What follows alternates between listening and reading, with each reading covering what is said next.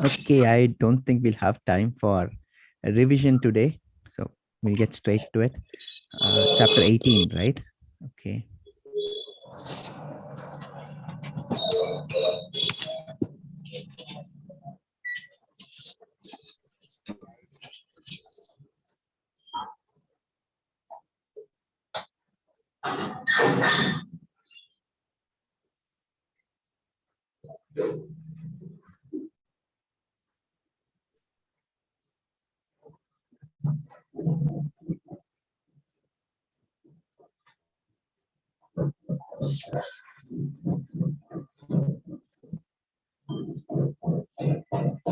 Right.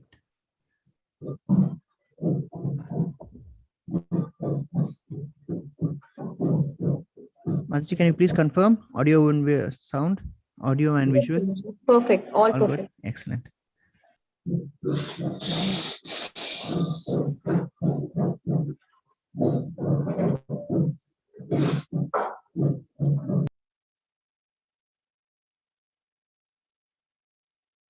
Okay, so welcome to chapter 18, the concluding chapter, Moksha Sannyasa Yoga, the perfection of renunciation. So this chapter is going to be the summary of all that we have studied so far, a summation, as it were. Right? See the way the narration is formatted, right? So it's very clear and logical. First chapter, 5 questions Arjuna begins with. Krishna answers all the 5 questions in point to point in chapter 2, and then he gives a summary of what is to come. So Arjuna is then confused again, and then one question leads to another, and the entire Bhagavad Gita is narrated. And now in the last chapter, Krishna is going to sum up all that he has taught in the first 17 chapters, right? This is, in fact, a summary.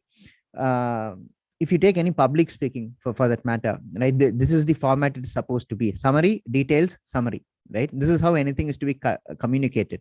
First, you tell the audience what you are going to tell them, then tell them whatever you have to tell them, and then conclude with what you have already told them, right? So in this exercise, it goes without saying that there is going to be some amount of repetition. Okay, so it is with chapter 18. You will find echoes from all different chapters in this chapter at the end, right? That is unavoidable. The hope is, even if you have missed the message the first time around, you would catch it in the second time. And even if you fail to catch it in the second time, you would then understand it in the third time. That's why it is summary, then the actual details, and then again summary, right? The message, of course, is so valuable that it bears to be repeated, right? So let's examine what chapter 18 entails. Okay, but first, our obeisance to Sri Sri Radha Govinda, temple deities at ISKCON Mangaluru, and Guru Pranam Om Angya नमो ओम विष्णुपादाय कृष्ण प्रेष्ठाय भूतले श्रीमते भक्ति वेदांत स्वामी निति नामिने नमस्ते सरस्वती देवे गौरवाणी प्रचारिणे निर्विशेष शून्यवादी पाश्चात्यादि सतारिणे जय श्री कृष्ण चैतन्य प्रभु नित्यानंदा श्री अद्वैत गदाधरा श्रीवासादि गौर भक्त वृंदा हरे Krishna Krishna Krishna Hare Hare Hare Ram Ram Ram Hare Hare. So chapter 17, we didn't do a revision because there was paucity of time. So we'll just quickly see a quick recap of what we studied yesterday. Total there was 28 verses, right? So Arjuna starts with asking the inquiry about unauthorized worship, right? And then Krishna answers in that question that there are 3 modes of worship, of course, 3 modes which are determined by a person's dominant mode of nature. Then Krishna deals with the food in the 3 modes, sacrifices in the 3 modes, austerity in the 3 modes, kinds of austerity, right? And then charity in the 3 modes, and eventually concluded the chapter with Om Tat Sat, that all sacrifice, charity, and austerity should be offered to the Supreme. So that is what we examine in chapter 17. Let's just have a quick overview of what we're going to see in chapter 18. Right. So again, Arjuna is going to ask questions here. So chapter 3, chapter 5, and again in this chapter 18, we are going to touch up on Karma Yoga, right? Then again, we are going to look up on the 3 modes that control everything. It is basically a rehash of the principle we saw of the 3 modes of material nature, right? Sattvic, Rajasic, and Tamasic. Certain more principles are added, but they are more of what has been already examined. He goes into a little more detail. Then, of course, we see purification through Varnashram Dharma. Varnashram Dharma is again taken up. Qualities of the elements of the Varnashram Dharma would be seen. What are the duties of a Brahmana? What are the duties of a Kshatriya? And the duties of a Vaishya and a Shudra, right? And then we go into the confidential knowledge. We examine what confidential knowledge is again, and then eventually conclude with pure bhakti, acting in Krishna consciousness, and then Sanjaya's explanation of what he has understood and what he has felt in the message. So that will be the overview. It's a lengthy chapter, so hopefully I'll keep time. I'm definitely going to exceed it. There's no way I'm going to keep time, right? Okay, so let's commence. 18.1. Hare Krishna, Prabhuji. Hare Krishna. Om Namo Bhagavate Vasudevaya. Atha Ashtadashodhyayaha Moksha Sannyasa Yogaha. Arjuna Uvacha Sannyasasya Mahabhaho Tattvamiccami Veditum Tyagasya cha Hrishikesha Pritakeshi Nishudana. Arjuna said, O mighty armed one, I wish to understand the process of renunciation, Tyaga, and of the renounced order of life, Sannyasa, O killer of the Kesi demon, master of the senses. Back to questions again, right? In this question, Arjuna wants to know the purpose of renunciation, Tyaga, and about Sannyasa. Straight answer is Tyaga and Sannyasa both must be done for the Lord's pleasure. They have no other objective, right? So let's see how Krishna answers. This is what Krishna says in the next verse, 18.2. Sri Bhagavanu Vacha Kamyanam Karmanam Nyasam Sannyasam Kavayo Viduhu Sarva Karma Phalatyagam Prahustyagam Vichakshanaha. The Supreme Lord said, to give up the results of all activities is called renunciation by the wise. And that state is called the renounced order of life, sannyasa, by great learned men. Again, straightforward answer by Krishna. It is more like a definition clause, right? Giving up of all the results of activities is called renunciation, and that state is called sannyasa. Important to notice here is that there's no reference to giving up of activities, correct? What Krishna is saying is only with regard to the effects or the results, right? It is giving up of the result of all activities, not the giving up of activities in itself. So that distinction has to be borne in mind. 18.3. Some learned men declare that all kinds of fruitive activities should be given up, but there are yet other sages who maintain that acts of sacrifice, charity, and penance should never be abandoned. So now Krishna is adverting to two schools of thought, right? One which says give up all kinds of fruitive activities, and the other school that says give up only the results. That is, you indulge in, you do sacrifice, charity, and penance, which should never be given up, right? Now Krishna then goes on to says which is better, say which is better of these two, right? Let's see that. 18.5. Yajnadana tapaha karma natyajyam karyameva tata yajnodhanam tapaschaiva pavanani manishina. Acts of sacrifice, charity, and penance are not to be given up, but should be performed. Indeed, sacrifice, charity, and penance purify even the great souls. So the answer is very clear by Krishna. As between giving up acts of charity, sacrifice, and penance, or doing them, Krishna says acts of sacrifice, charity, and penance should not be given up, right?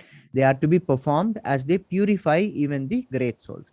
Even in the Karma Yoga chapters, if you recall, Krishna says, sacrifice your activities to me. He says, sacrifice the results of the activities to me. Nowhere Krishna says in the entire Bhagavad Gita to give up the activities itself, correct? And this is a clear assertion. This verse is a clear assertion of that message, right? You should not give up the activity. You can give up the result. You can dedicate the activity to Krishna, but you should never give up the activity itself. So as between karma sannyasa and karma yoga, Krishna is very categoric. Krishna says karma yoga is what is recommended. But in practical terms, in today's world, what does it mean? Today we are not so much into yagna dana tapa, right? But we are into karma. Activities is all what we do nowadays, right? Activities in search of money. Krishna says, all right, you keep doing whatever that is you are doing, but do something with the proceeds therefrom. You're a doctor, the patients pay your fee. You use some part of the fee for the Lord, glorify the Lord, become Krishna consciousness, contribute to increasing the spiritual awareness of the people around you, right?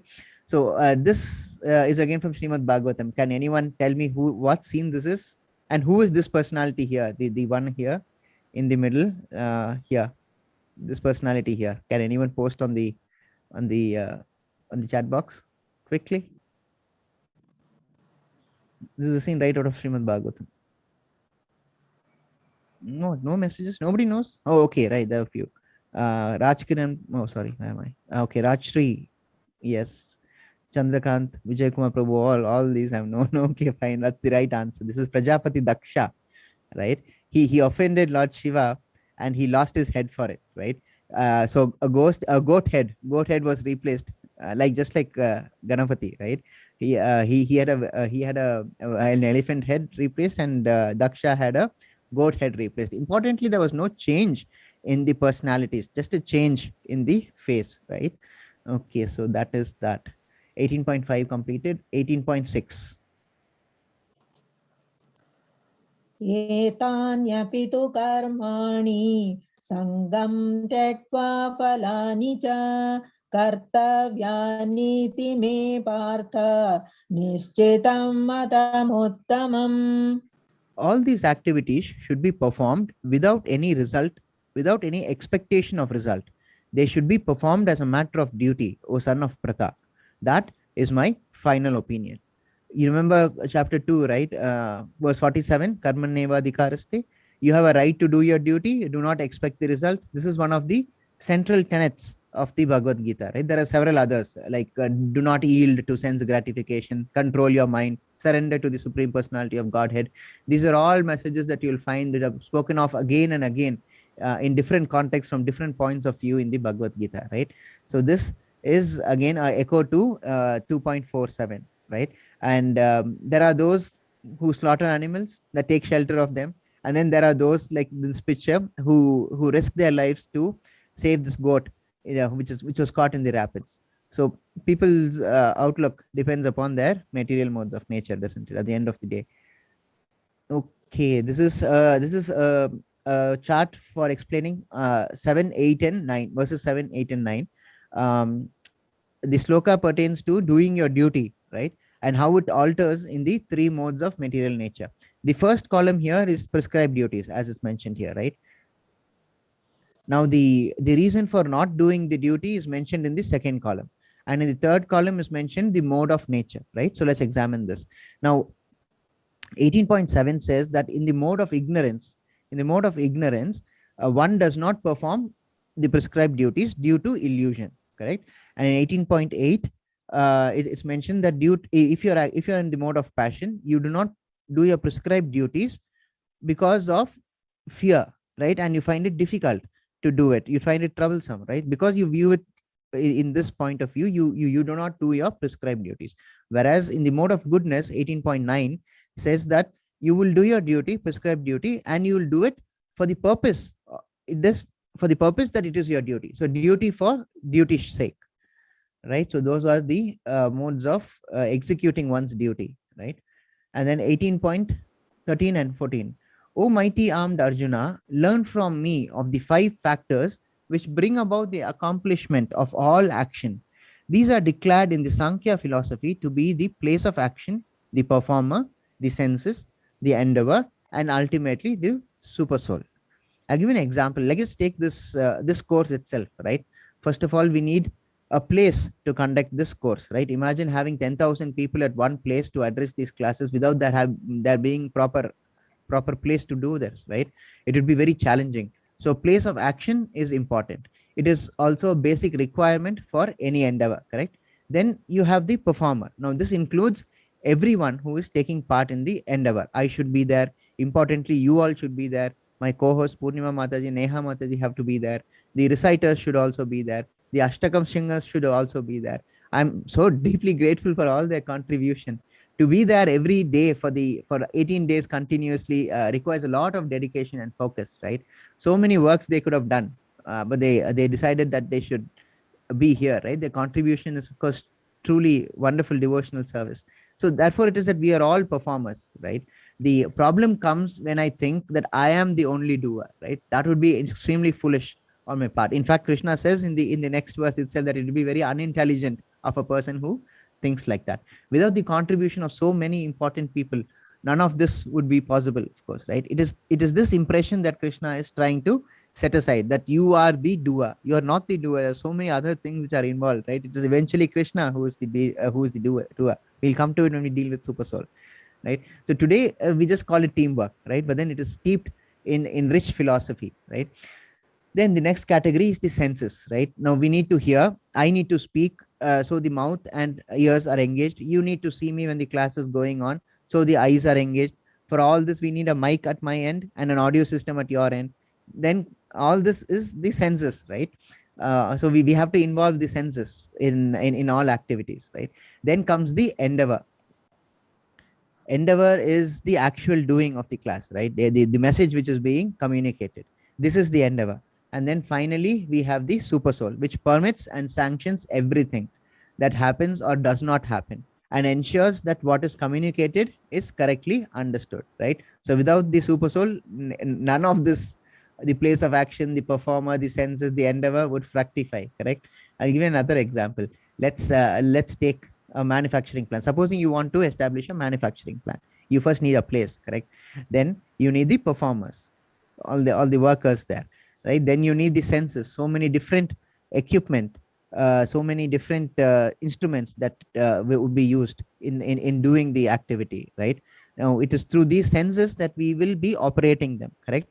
So in that way, it is that senses are important. Now please make a difference. It's not sense gratification here. It's the application of the senses to the work at hand, correct? It's not a gratification of sense in that sense of the term, right? Then of course the endeavor has to be put in, and finally the sanction of the Lord has to be there, correct? If the Lord's sanction is there, then even difficult things become easy. But if it is not there, it is vice versa, right? Even most easiest things would become difficult and even impossible, right? Now this is what chapter 18 verses 13 and 14 pertain to, right? It explains the various factors which bring about the accomplishment of all action, right? So this is actually more detailed description described in Sankhya philosophy, as Krishna says here, right?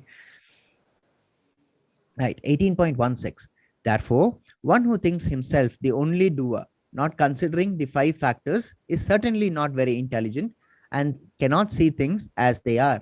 Right? So as I mentioned, if we were to think that we are the only doers, then that person is certainly not very intelligent, right? Okay, now henceforth we'll be having triplets of verses in each slide, right? So each slide will have 3 verses because they are all combined together, and we see those verses in from the point of view of the modes of nature, material modes of nature. So here we are going to examine the 3 kinds of actions based on the material modes of nature. Previously we saw the 3 elements which accompany each action, right? Now here we are going to see the action from the point of view of 3 material modes of nature. Okay, 18.23, 24 and 25 probably is a mistake there. As for action, that action is in accordance with duty, which is performed without attachment, without love or hate, by one who has renounced fruitive results, is called action in the mode of goodness. Now 18.24, by actions performed with great effort by one seeking to gratify his desires, and which is enacted from a sense of false ego, is called action in the mode of passion.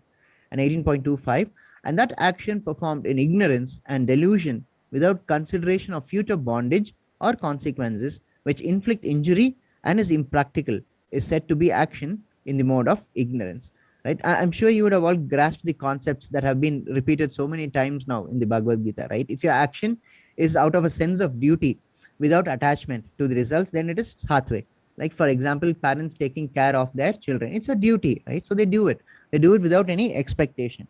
Okay, similarly, if your action is out of the intention to satisfy desires, then it is rajasic, right? So selfishness is never good. It's never considered good at any point of time, at any stage, right? And 18.25 to 6, 25, would be action done without consequences, consideration of consequences, right? That causes injury, and that is considered as tamasic. All this we have examined earlier itself in the material modes chapter, right? So this is again an echo of that, a sort of revision, if you will. Okay, so let's proceed to the next heading, which is the three modes of workers based on the material modes of nature, right? So 18.26, the worker who is free from all material attachments and false ego, who is enthusiastic and resolute, and who is indifferent to success or failure, is a worker in the mode of goodness. 18.27, but that worker who is attached to the fruits of his labor and who passionately wants to enjoy them, who is greedy, envious, and impure, and moved by happiness and distress, is a worker in the mode of passion. And 18.28, and that worker who is always engaged in work against the injunction of the scripture, who is materialistic, obstinate, cheating, and expert in insulting others, who is lazy, always morose, and procrastinating, is a worker in the mode of ignorance. Right? These verses are simple, right? It doesn't require much elaboration. These concepts we have already examined in detail in the previous sessions, right? So in these three verses, Krishna deals with who is a worker, right? We are all workers, isn't it? At the end of the day, we are all workers. So these three, the present triplets are applicable to all of us. If, Krishna says, if a worker is free from material attachments and is indifferent to success or failure and is also enthusiastic, then he is sattvic, right? But if he is attached to the fruit of his labor and is wanting to enjoy them, then he is rajasic. This is where most of us would fall, right?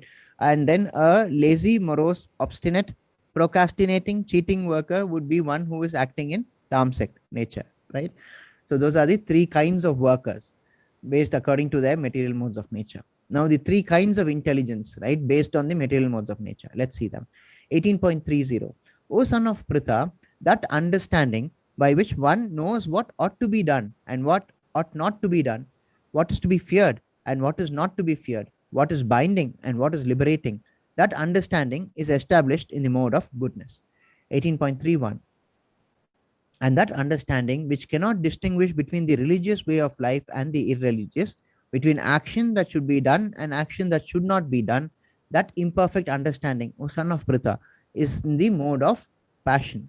And 18.32, that understanding which considers irreligion to be religion and religion to be irreligion under the spell of illusion and darkness and strives away in the wrong direction, O Partha, is in the mode of ignorance. Again, these verses we have seen already, we have examined them, right? These very verses we have seen for those acting in the demoniac nature. If you recall, one of the characteristics of the demons are that they know not what is to be done, nor do they know what is not to be done, right? So it's just flipped here, right? It's flipped here, then it becomes applicable to sattvic people because it says sattvic people know what is to be done and what ought not to be done, right? So that is for the kinds of intelligence in respect of sattvic. Now, what does Rajasic people do? A little knowledge is a dangerous thing, right? That is the place which is occupied by the Rajasic people. And then Tamasic people consider religion to be irreligion and religion to be irreligion, irreligion to be religion, right? That is Tamasic intelligence. Okay, so that is in respect of the intelligences. Okay, then let's proceed to 18.33, right? So three kinds of determination, right? So three kinds of determination based on the modes of material nature. What are they? They are covered in 18.33 to 35. O son of Pritha, that determination which is unbreakable, which is sustained with steadfastness by yoga practice and thus controls the mind, life, and these acts of the senses, is in the mode of goodness. 18.34, and that determination by which holds fast to fruitive results in religion, economic development, and sense gratification is of the nature of passion, O Arjuna. 18.35, and that determination which cannot go beyond dreaming, fearfulness, lamentation, moroseness, and illusion, such unintelligent determination is in the mode of darkness. So Krishna here speaks about determination, right? Again, this is a concept we have examined in the previous chapters. The tune is the same, right? No sense gratification, unbreakable determination, resolute, steadfast, holding on to principles. That is all sattvic, right? Now, interested in the result, sense gratification, then it is rajasic. Now, there is a problem nowadays with these motivational speakers, right? They all try to push you here. That is to the place of Rajasic nature, right? They say work harder, work smarter, multitask, work hard, party harder, you can do it, all those sort of things, right? But then they end up pushing all the people to this place, to the Rajasic place. This is not the perfect place to be. It's not as good as Sattvic nature, but it is definitely better than the Tamasic nature, where in Tamasic nature, determination is just dreaming, right? One day I shall do this and that. One day I will start waking up early. One day I'll go for a walk early morning. All that day never comes, but so that is all is determination in the mode of darkness, right? So it just doesn't go beyond dreaming. That's what Tamasic determination is. Okay, that is determination. Let's proceed further. Three kinds of happiness in the material modes of nature, right? So that is from 18.37 to 18.39. 18.37. That which in the beginning may be just like poison, but at the end is just like nectar, and which awakens one to self-realization is said to be happiness in the mode of goodness. Similarly, 18.38, that happiness which is derived from contact of senses with their object and which appears like nectar at the first but poison at the end is said to be in the nature of passion. And 18.39, and that happiness which is blind to self-realization, which is delusional from beginning to end, and which arises from sleep, laziness, and illusion, is said to be in the nature of ignorance. Right now, I'll give you an example. Let's say one is addicted to smoking. Right now, you have to give it up, of course, because every packet says so. Right, and but then the problem is it's very difficult. Right, there are ways to get rid of the habit, but when you first implement it, you will feel like the entire body is revolting against you, right? You just want to take that one extra puff before your system shuts down entirely, right? You will feel like poison is being run through your veins, but in the end it is for one's own good, right, to get rid of that habit. So though it initially feels like poison, at the end it is like nectar for the body, right? Same with chanting also. Your body and your mind will revolt, right? They say, what is this? Why are you doing this? What are you doing? This is not required. So many things your mind will show, in fact, to persuade you to discontinue once you've commenced, right? But then when you continue it truly brings out the nectar, right? That is Sattvic happiness. Rajasic happiness is the other way around. It is nectar in the beginning, but in the end it is poison. I gave the example of smoking, right? Then any bad habit for that matter will easily fall in this criteria. And tamasic is entirely different. There's nothing here, no happiness at all. It is blind to self-realization and it is delusional from the beginning to the end, right? So happiness in this mode is derived from sleep, laziness, ignorance. All that is part of this mode of happiness. That is the ignorance mode, right? So it's all very systematic if you see it. Sattvic is pain to pleasure, Rajasic is from pleasure to pain, and Tamasic is pain to pain, no pleasure at all. Correct? So this is all the three kinds of happiness. Okay, let's go on to the next slide, which is this. O son of Pritha, this is 18.33.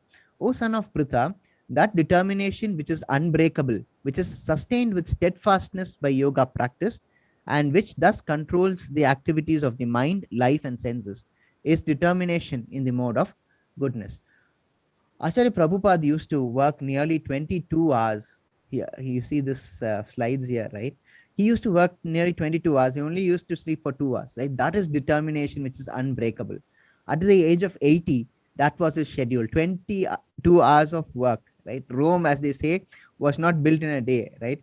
Similarly, the books that Srila Prabhupada wrote was done with patient perseverance. Right? And these were books all with high philosophy. Right? So 6 o'clock morning, he's out for a walk. 8 o'clock, he's in discourse.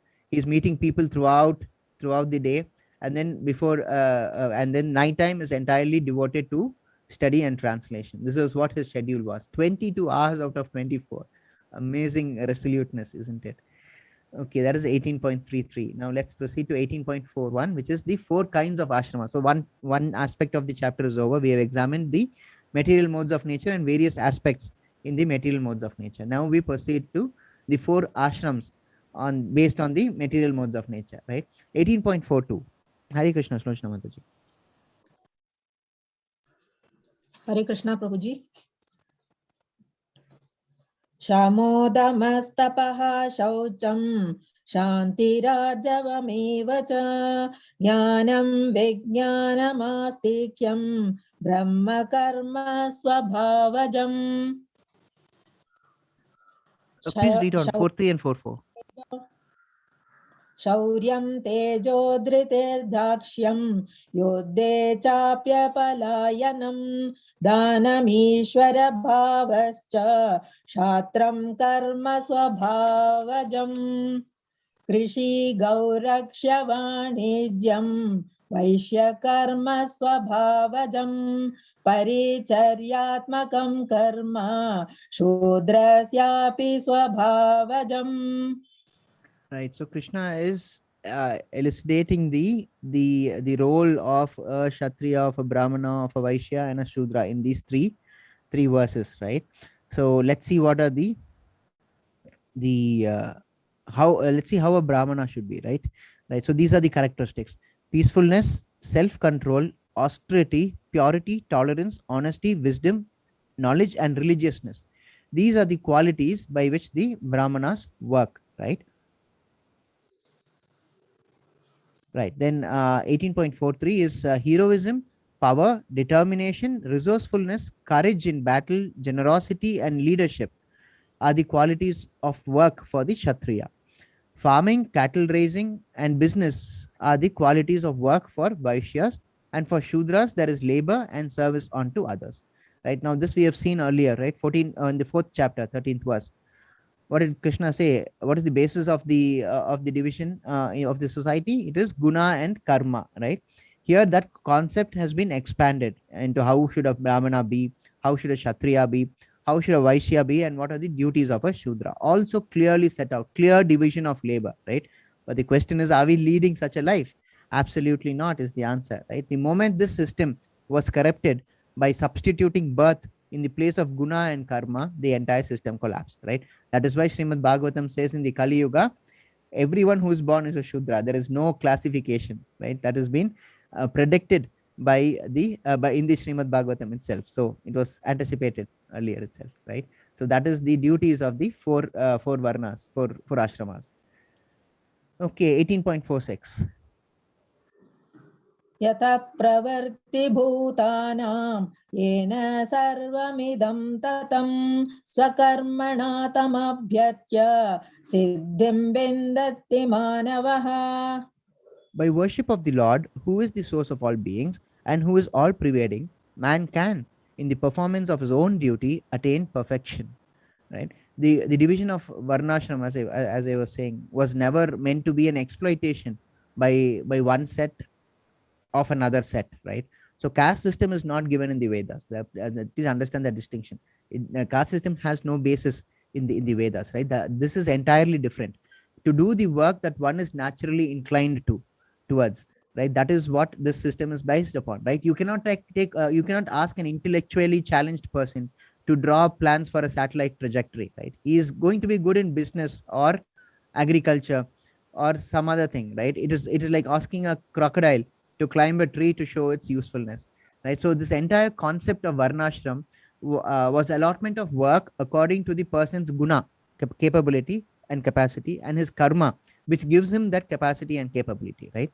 But we have made this, we have substituted birth, right? And thus the entire system has been corrupted, right? The result is, as I mentioned earlier, everyone who's born in the Kali Yuga is a Shudra, right? Okay, so let's go to the next slide, which is 18.47. श्रेयान् स्वधर्मो विगुणः परधर्मा स्वनुष्ठितात् स्वभावनियतं कर्म कुर्वनाप्नोति किल्बिषम्. It is better to engage in one's own occupation, even though one may perform it imperfectly, than to accept another's occupation and perform it perfectly. Prescribed duties, according to one's nature, are never affected by sinful reactions. So no overlapping of duties, right? Even though you may be able to do someone else's job better, the Lord says, don't do such a thing. The reason, what is the reason? The reason is this: duties which have been prescribed. And when you do those duties which are prescribed, which are your dharma, then there is no sinful reaction, because it protects you from sinful reactions. That is the reason, right? But when you do your duties which have been prescribed to others, then it attracts sinful reaction, right? So that is the reason why, even if you can do others duties better than they can, but if you're not doing your duty, then it leads to sinful reactions, right? Because that's what Krishna says, prescribed duties according to one's nature are never affected by sinful reactions, right? Now look at this elephant here. He's so confused about what is this. He says first to climb the tree wins, right? Now who among this is only one thing which can climb, and this will go directly fly and sit on the top of the tree, right? But what about the others? They have different capabilities and capacities, right? So that is what has been taken into account for the Varnashrama system. Okay, so that is 18.47. 18.49. One can obtain the results of renunciation simply by self-control and by becoming unattached to the material things and disregarding material enjoyments. That is the highest perfection stage of renunciation. This is another echo from the previous lesson. If you remember, self-control, unattached to material things, disregard material enjoyments. We've seen these aspects occurring over and over again in this book itself, right? So we've completed another portion of the chapter. Just give me 1 minute. I need I need a minute. Just give me 1 minute.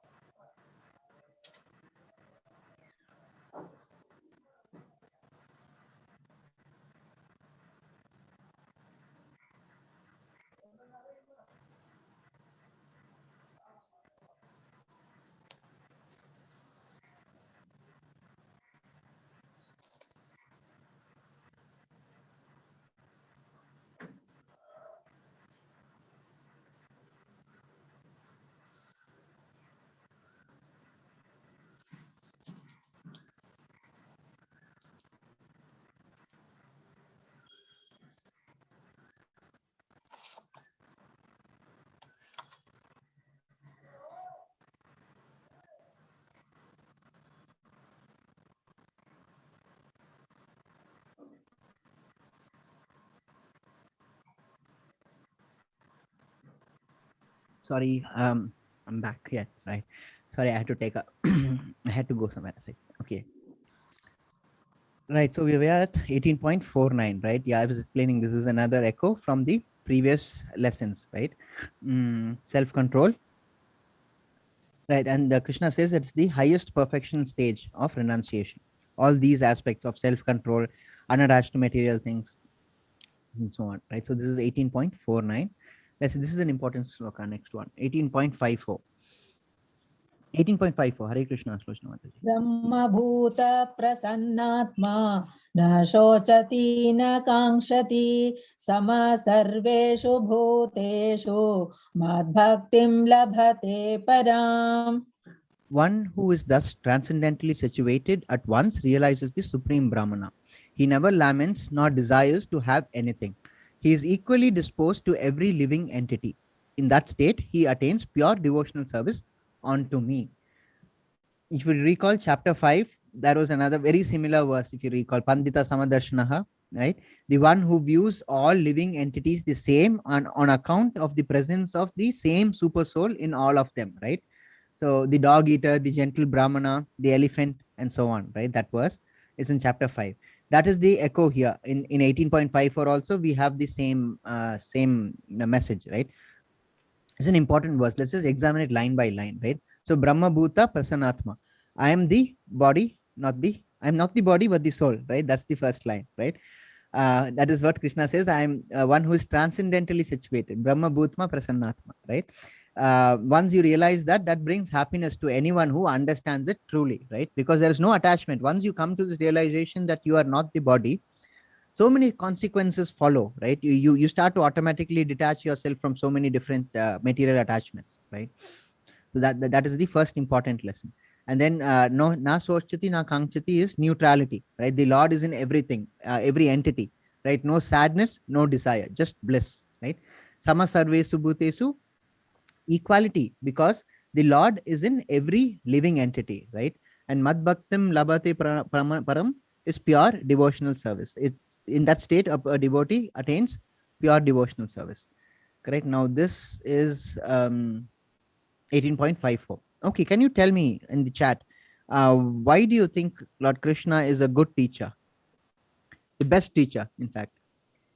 Quickly in the chat box, please. We're running short of time. Because Krishna has been teaching Arjuna basically all these things. So, but he's definitely a good teacher. He's one of the he's the best teacher. Can you tell me why? No Because he responses. leaves the decision to us. Sorry. Because he leaves the decision to us. Okay, that's one answer. He's willing to give Arjuna answers to everything. Excellent. He drives it into a student. That's very true, isn't it? He drives it to a student. Nice answer, Balaji Prabhu. Taking all troubles to explain, Nandu Prabhu. They are patient at all times. He's encouraging him to ask questions. Yes. He did not ask Arjun why and directly answers. Patience with his students.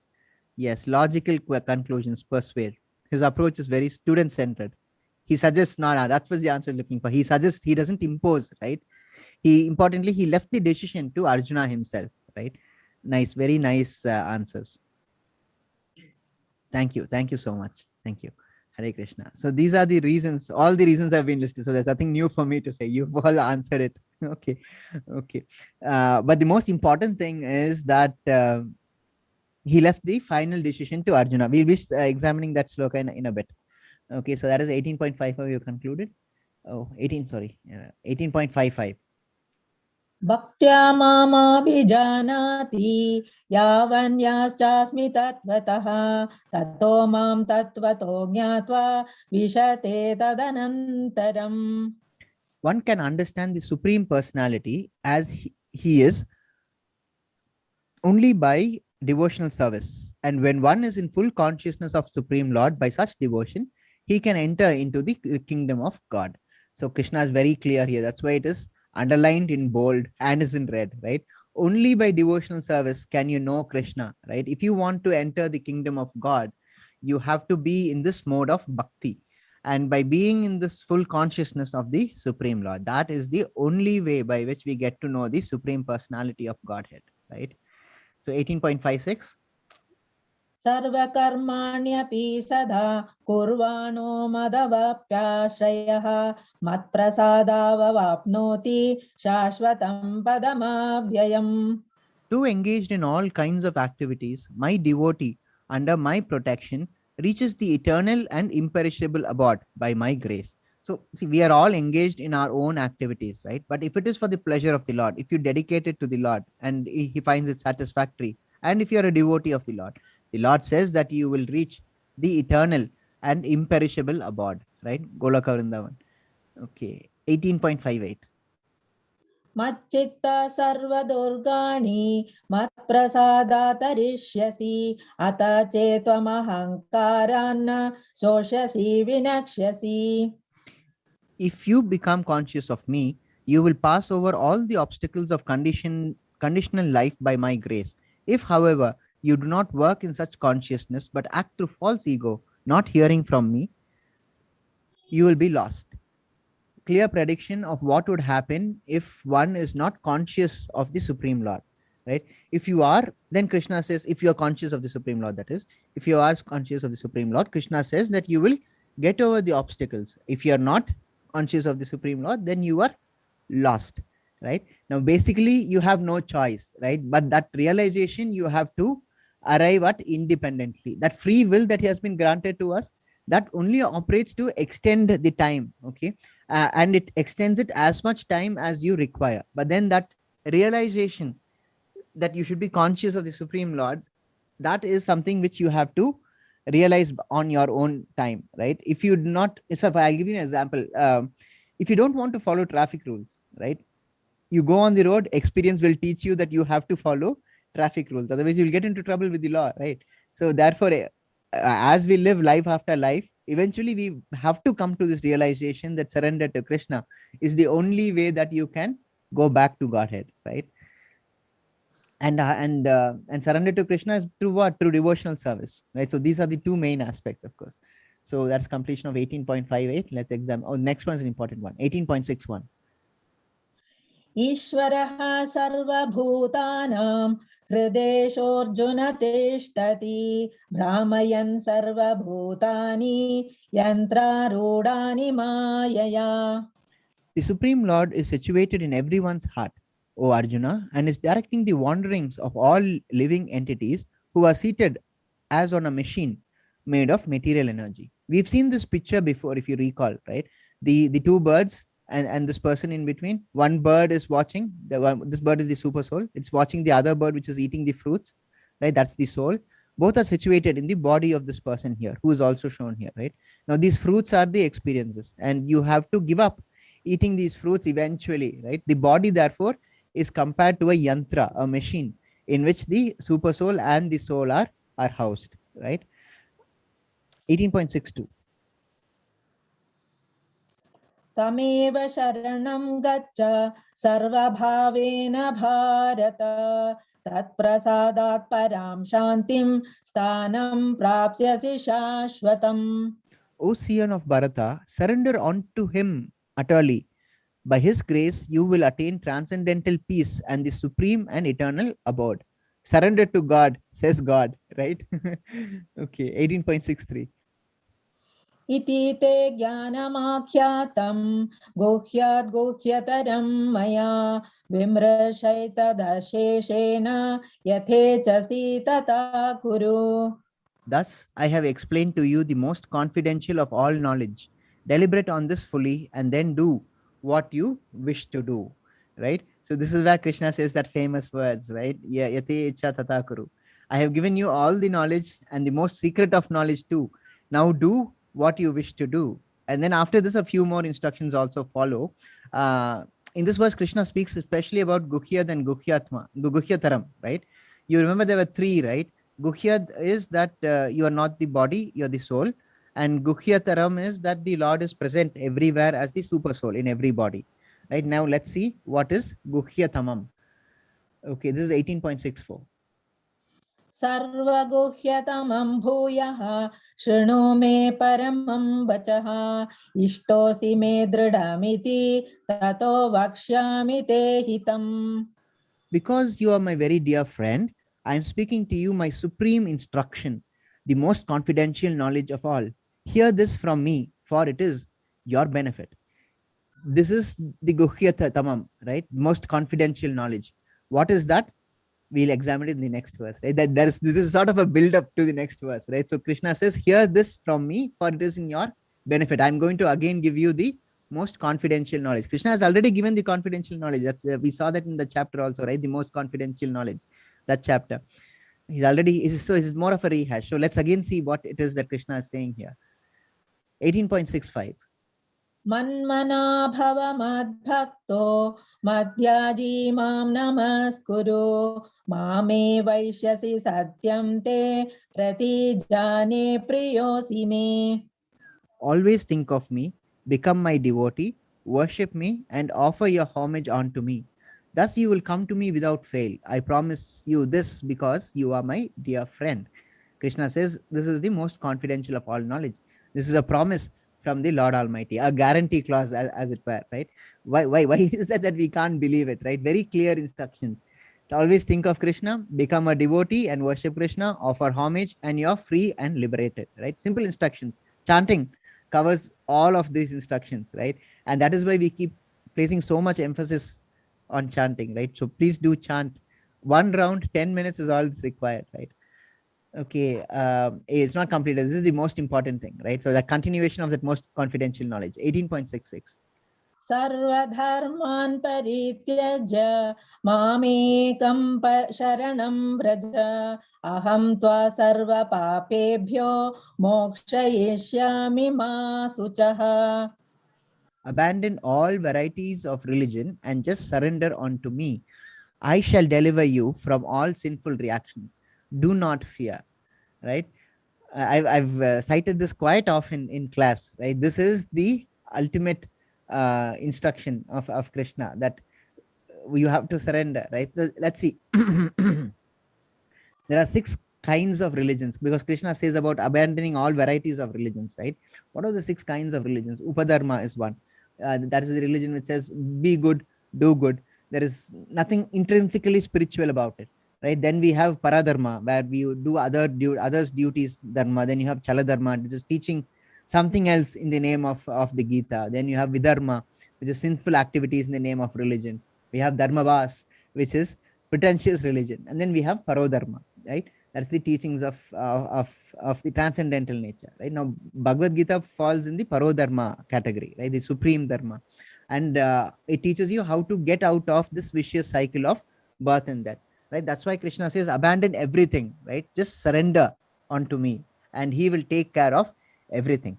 So if you have not focused or paid attention in the entire of the Bhagavad Gita in the last 18 days, right, from chapter 1 to the 18th chapter, just give me the next 10 seconds, not even 10 seconds, 5 seconds of your undivided attention, right? Just 5 seconds I ask for, right? If there is one thing that you want to take away from this 18-day course, let it be this: surrender to Krishna, he will take care of everything. It's a promise from him, right? 18.66, it says so. I shall deliver you from all sinful reactions. Do not fear, right? So it's a promise from Krishna, right? You have to take it seriously, right? So that was the 5 seconds I asked for, right? Thank you. 18.67. Idam te na tapaskaya na bhaktaya kadachana na shashrushave vajyam na cha mam yobhyasuyati.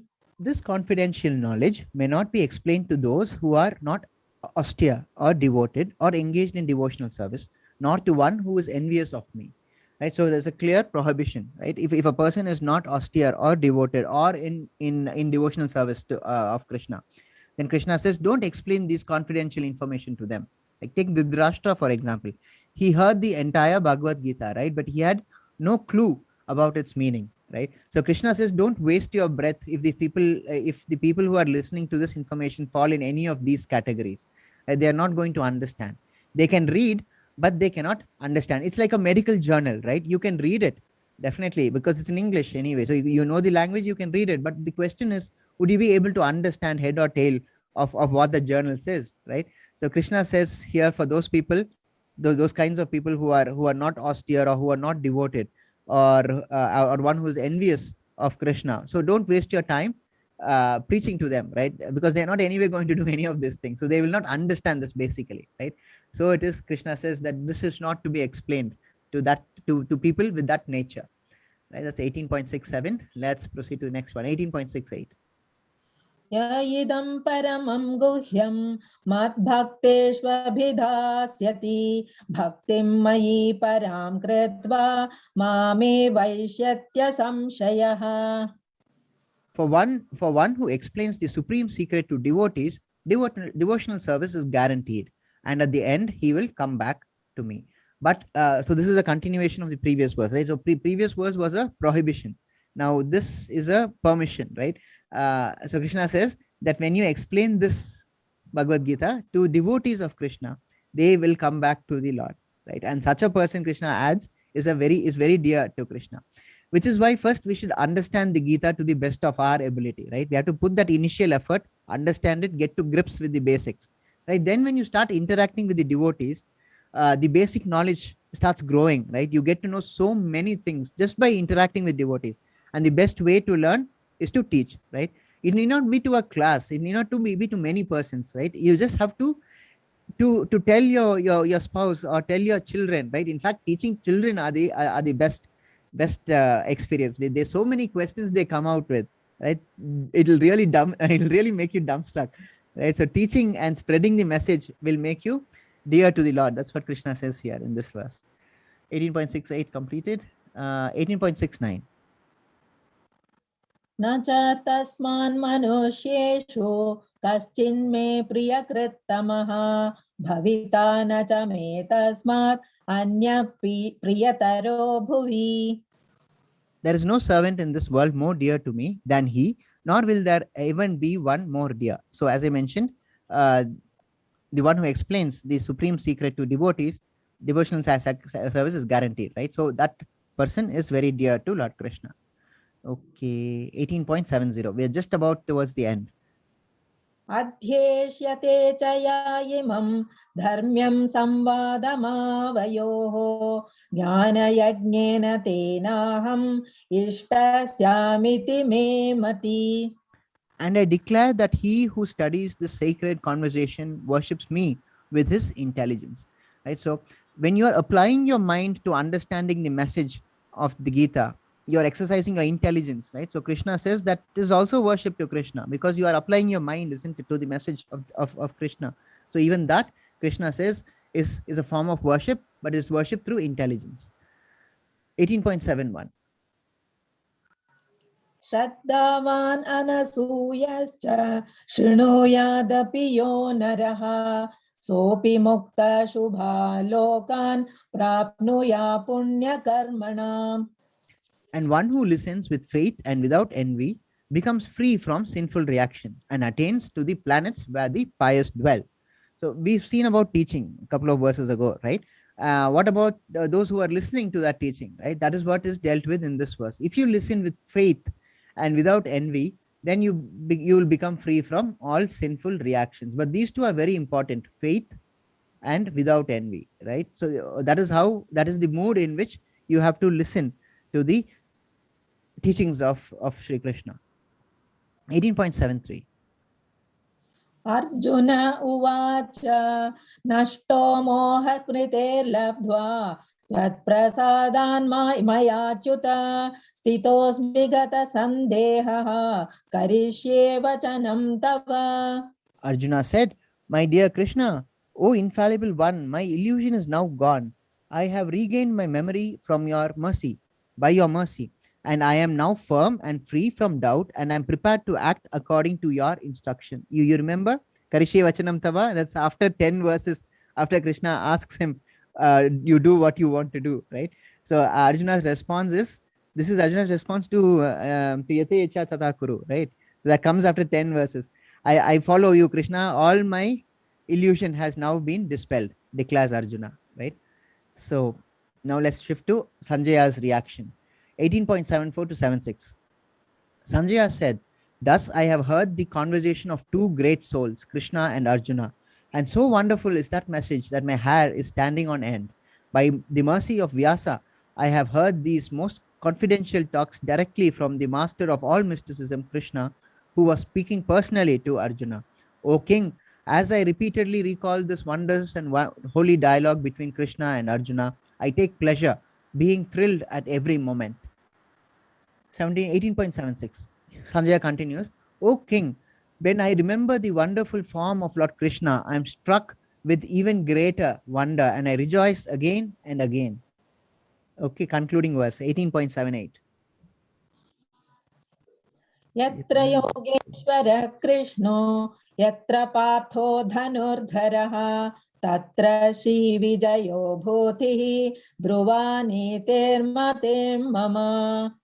Wherever there is Krishna, the master of all mystics, and wherever there is Arjuna, the supreme archer, there will also certainly be opulence, victory, extraordinary power, and morality. That is my opinion. So that is the concluding verse of the Bhagavad Gita. Now, this is Sanjaya's impression of what he has heard, right? He basically tells the Dhritarashtra, boss, game over.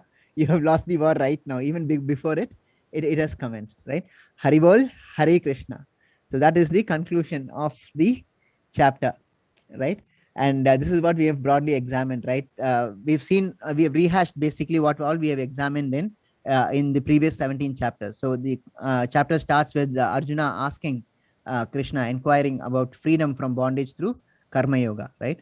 And then we saw the 5 factors of action, the 3 modes controlling everything. Then we saw the purification through Varnashrama Dharma. Then what are the duties and the roles of each of the four categories in the Varnashrama. And then we saw eventually pure bhakti and acting in Krishna consciousness. That led to the conclusion that where there is Krishna, there is victory, right? All glories to Srila Prabhupada. Hare Krishna. Let's conclude the chapter इति with the श्रीमद्भगवद्गीतासु Guru Pranam. ब्रह्मविद्यायां योगशास्त्रे श्रीकृष्णार्जुनसंवादे मोक्षसन्न्यासयोगो नाम अष्टादशोऽध्यायः। सर्वं कृष्णार्पणमस्तु। हरे कृष्ण प्रभुजी। हरे कृष्ण। ओम अज्ञानतिमिरान्धस्य ज्ञानाञ्जनशलाकया चक्षुरुन्मिलितं येन तस्मै श्रीगुरुवे नमः। वाञ्छाकल्पतरुभ्यश्च कृपासिन्धुभ्येव च पतितानां पावनेभ्यो वैष्णवेभ्यो नमो नमः। हरे Krishna. Thank you so much for joining us. Right, I've stopped sharing now. Oh, polls, right? Okay, polls. This is becoming very popular, isn't it? I think we should do this more often. Okay, so polls, this is chapter 18. So please, my co-host. Oh, yes, Mataji. I'll just remove co-host for all of you all. Remove co-host. Remove co-host. Neha Mataji, remove co-host. Anyone else? No, all removed. Okay, Srochna Mataji, lower hand. Okay, so I'm launching poll. 4 questions we have today. Let's see, all from the chapter only and all self-evident.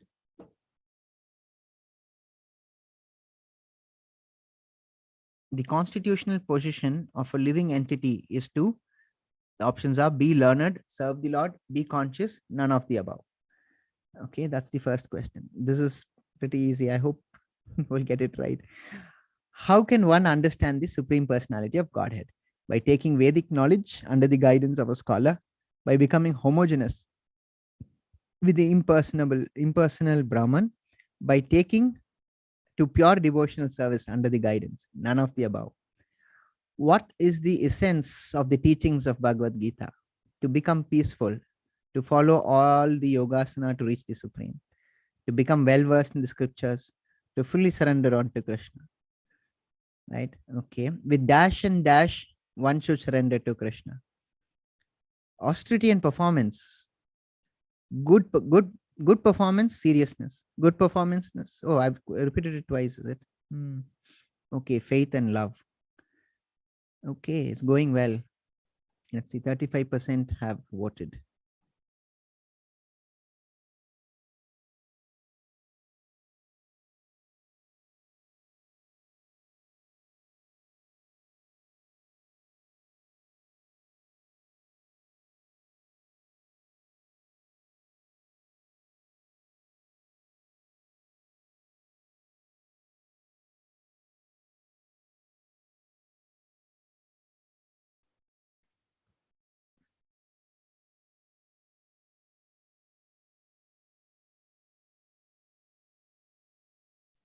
Okay, let's see how much time. 2 minutes down and 68% have voted.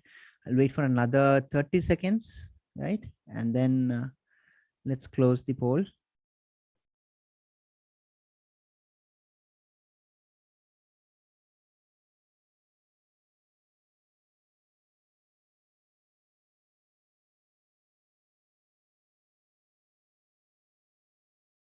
Hare Krishna, Hare Krishna, Krishna Krishna, Hare Hare Rama, Rama Rama. Hare Krishna, Krishna Krishna, Hare Hare. Hare Rama, Rama Rama, Hare Hare. Okay, so it's almost time. I thank you all for the pleasant messages that you're sending. Thank you.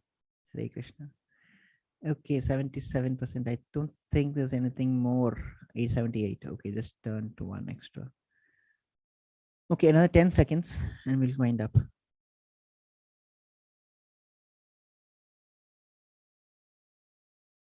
Okay, so I'm ending poll in 5, 4, 3, 2, 1, and poll. Okay, let's share the results and see what the devotees are answered. Okay, the constitutional position of a living entity is to, I'll see if I may, you all can share, you all can, I'll just unmute you all. Right, so you can unmute yourselves now. You can see the results, right? Everyone can see the results. Can anyone give me confirmation? No. Yes, right. Prabhuji. Okay, thank you. Yes. So the first question is the constitutional position of a living entity is to serve the Lord. That's the right answer. 87% have got it right. That's wonderful. That's wonderful. Be learned. No, that's definitely not the constitutional. See, constitutional position means the most important thing that you have to do. Right? Constitution is the mother of all laws, like that. It is constitutional position. Be consciousness. 9 people have said this, be consciousness. Okay, but then 68% out of 78 have said you have to serve the Lord, which is the right answer. Okay. How can one understand the supreme personality of Godhead? Wow, 95% have got it right. Fantastic. By taking to pure devotional service under the guidance of a spiritual master. That is the correct answer. Wonderful. 95%. What is the essence of teaching of Bhagavad Gita? Wow, 96% have got it right. To fully surrender on to Krishna. Perfect. Perfect. Right. I'm so very happy. Really, truly enlightened batch. This is okay. Nice. Then one says, this is one person who says to become peaceful. I really admire his sense of humor, right? His or her sense of humor. Okay. So the last question was, with dash and dash, one should surrender on to Krishna. Okay. The right answer, 83% have got it right. Faith and love. That's the right answer, right? Okay. So I'm very happy with the result. The concluding poll actually determines how much you have understood out of the Bhagavad Gita. Excellent. Thank you so much. 98, 96 and 95. Perfect. Phenomenal results. Thank you so much. Hare Krishna. Okay, so we have Ashtikam now, right? Okay, who's Ashtikam? Tanushree Mataji, right? Yes, Mataji. I'll just, I haven't made you co-host, right? Oh, sorry. Okay, done. Yeah. Hare Krishna, Prabhuji. Hare Krishna. Yeah. Which one today, Mataji? I'll share the screen. Yeah, that is Krishna Tava Punya Habe Bhai. Oh, the Bengali one, right? Okay. Punya Habe Bhai. Nice choice, Mataji. Very nice song. Thank you, Prabhuji. This is a Bengali song, actually. Yeah, Just for yeah. devotees who don't know. Let me just share the screen. Give me a moment. Yeah. And this is a song that is written by Srila Prabhupada himself. When he was traveling by cargo ship, as Prabhuji you explained earlier, that he has got 2 times heart attack, but he never cared for himself. Rather, he asked Krishna for blessings so he can reach his destination and do whatever his guru has asked. And this is only possible and only if Radharani's Kripa is there. So this song is dedicated to Srila Prabhupada. Hare Krishna, Mataji. Please go Hare ahead. Krishna. Krishna tava punya habe bhai. Krishna tava punya habe bhai. এ পুণ্য করিবে যাবে রাধা রানী খুশি হবে এ পুণ্য করিবে যাবে রাধা রানী খুশি হবে ধ্রুবাবতী বলিত মাতায় কৃষ্ণা তব পুণ্য হবে ভাই Krishna tava punya habe bhai. Sri Siddhanta Saraswati Sachi Shuta Priyati Krishna Sebya Jara Tulanai সেই সে মহান্তা গুরু জগতের মধ্যে উরু কৃষ্ণ ভক্তি দিয়া ঠায়ে ঠায় কৃষ্ণ তব পুণ্য হবে ভাই কৃষ্ণ তব পুণ্য হবে ভাই তার ইচ্ছা বলবান পাশ্চাত্যে ঠান ঠান হয়ে যাতে গৌরাঙ্গের নাম পৃথিবীতে নগর আদি সমুদ্র নদন আদি সকলেই লয়ে কৃষ্ণ নাম কৃষ্ণ তব পুণ্য হবে ভাই কৃষ্ণ তব পুণ্য হবে ভাই তাহলে আনন্দ হয়ে তবে হয়ে দিগ্বিজয়ে चैतन्येर कृपा अतिशय माया दुष्ट जत दुखी जगते सबाई सुखी वैष्णवेर इच्छा पुनः कृष्णा तव पुण्य हवे भाई कृष्णा तव पुण्य हवे भाई से कार्य जे करिबारे आज्ञा जदि दिल मोरे যোগ্যা নাহি অতি দিনাহীনা তাই সে তোমারা কৃপা মাগিতেছি অনুরূপা আজি তুমি সবার প্রবীণা कृष्णा तब पुण्य हवे भाई कृष्णा तब पुण्य हवे भाई तुम्हारा से शक्ति पेले गुरु से वास्तु मिले जीवन सार्थक जदि होय সেই সে সেবা পাইলে তাহলে সুখী হলে তব সঙ্গ ভাগ্যতে মিলায় কৃষ্ণা তব পুণ্য হবে ভাই কৃষ্ণা তব পুণ্য হবে ভাই एवं जनमनिपतितं प्रवभाहि कूपे कामाभिकामान् अन्वयः प्रपतान् प्रसङ्गात् कृत्वात्मसात् सुरर्षिणा भगवान् गृहीतः सोऽहं कथं नु विसृजे तव भृत्य सेवाम् তুমি আমার চির সাথী ভুলিয়া মায়ার লাঠি খাইয়াছি জন্ম জন্মান্তরে আজি পুনঃ এসু জগা যদি হয়ে যোগা যোগা তবে পারি তুমি মিলিবারে कृष्णा तव पुण्य हवे भाई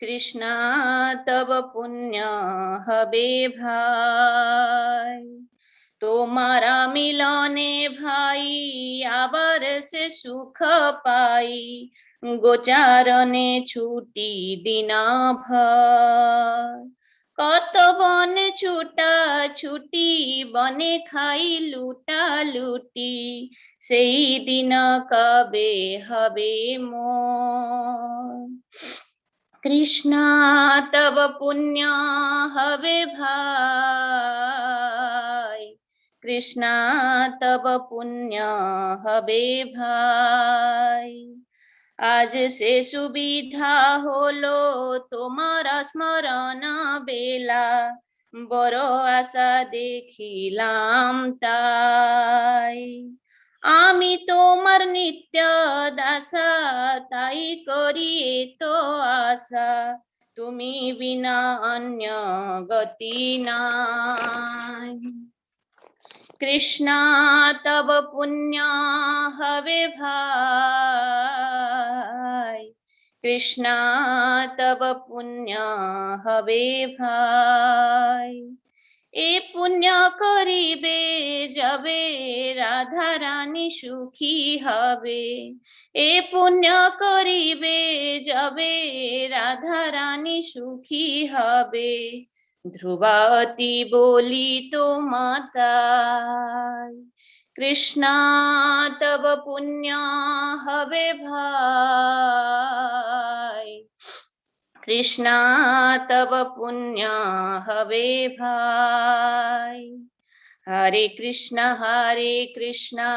Krishna Krishna Hare Hare Hare Ram Ram Ram Hare Hare Hare Krishna, Prabhuji. Oh, very soulful, Mataji. It was very beautiful. Thank you so much. Thank Hare you. Krishna. Thank you. Hare Krishna. Okay. So all done. Tanushree Mataji, lower hand. We have only one raised hand. Vani Mataji. Where is she? Hare Krishna Mataji. You can unmute yourself, sir. Neha Mataji, you're there? Please take care. Yes, Yes, sir. ma'am. Hare Krishna. Hare Krishna. But before we start the question and answer session, there's something I wanted to say, right? Like all good things, this session too has come to a conclusion. This batch has come to a conclusion. But I pray let this not be a conclusion to your spiritual journey. We hope that this course has induced you to start your journey, right? So though this course has concluded today, we pray that you continue on your spiritual path. The link for level 2 classes has already been shared on the groups and it will be posted again today. And I sincerely hope all of you would find time to join the advanced level courses.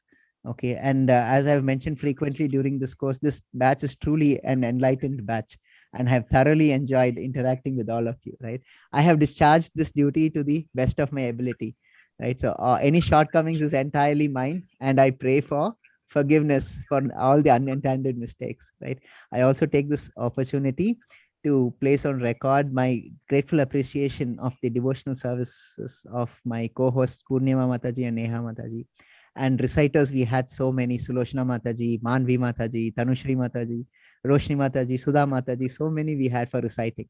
And without their contribution, this program would not have had the sweet flavor that it did, right? I also place on record my thanks for the devotional service of the Ashtakam singers, Krishnaveni Mataji, Sulochana Mataji again, Tanushri Mataji who sang today, Amrita Mataji and Sweta Mataji, right? And all those reciters who recited the full morning chapters, especially today's reciter, Barka Mataji was phenomenal, right?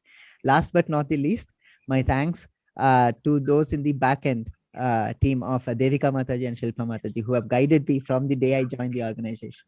And my thanks to Shanti Mataji, who is the admin in the WhatsApp group. And my most grateful thanks and acknowledgements to all the volunteers, the facilitators in the WhatsApp group who are instrumental in assisting the devotees whenever they had any logistical issues. There's a long list actually. We had Neetu Shetty Mataji, we had Bindu Warrior Mataji, we had Pratibha Mataji, Darshana Mataji, we had Mukesh Prabhu, we had Gurunath Prabhu, then we had Vijay Prabhu, then we had Madhura Shetty Mataji, Jyoti Lakshmi Mataji, we had Smita Mataji. So many contribute their devotional service in order to bring this course together, right? My most grateful thanks to all of them. And my special thanks and obeisance to Namanishta Prabhu, who has given me this opportunity and this platform to speak of the message of Lord Shri Krishna. And my obeisance to all the teachers from whom I am still studying the Bhagavad Gita. I pray Lord Krishna to guide us all on the right path and rejoin him at the earliest at Goloka Vrindavan. Hare Krishna, Krishna Krishna, Hare Hare, Hare Rama, Rama Rama, Hare Hare. Thank you so much. Just a lot of thanks. Hare Krishna. Hare Krishna. Hare Krishna. And I really want to thank, first of all, the ISKCON Mangalore mission, the entire thing, because for taking Bhagavad Gita, making it, it's reaching so many people throughout the world. And I want to thank you so much. Every single day, I look forward to your session. Yes, and the way you taught and your commitment, your passion, your enthusiasm, whatnot, it really makes us, we need to go and listen. You have that, I don't know, the grace from Lord Krishna or something flowing from you. It just draws us like magnet is drawing us. All thank you, Mother. Thank you for the kind words. All glories to Krishna, of course. There's no doubt about that. Thank you so much. Such a wonderful thing.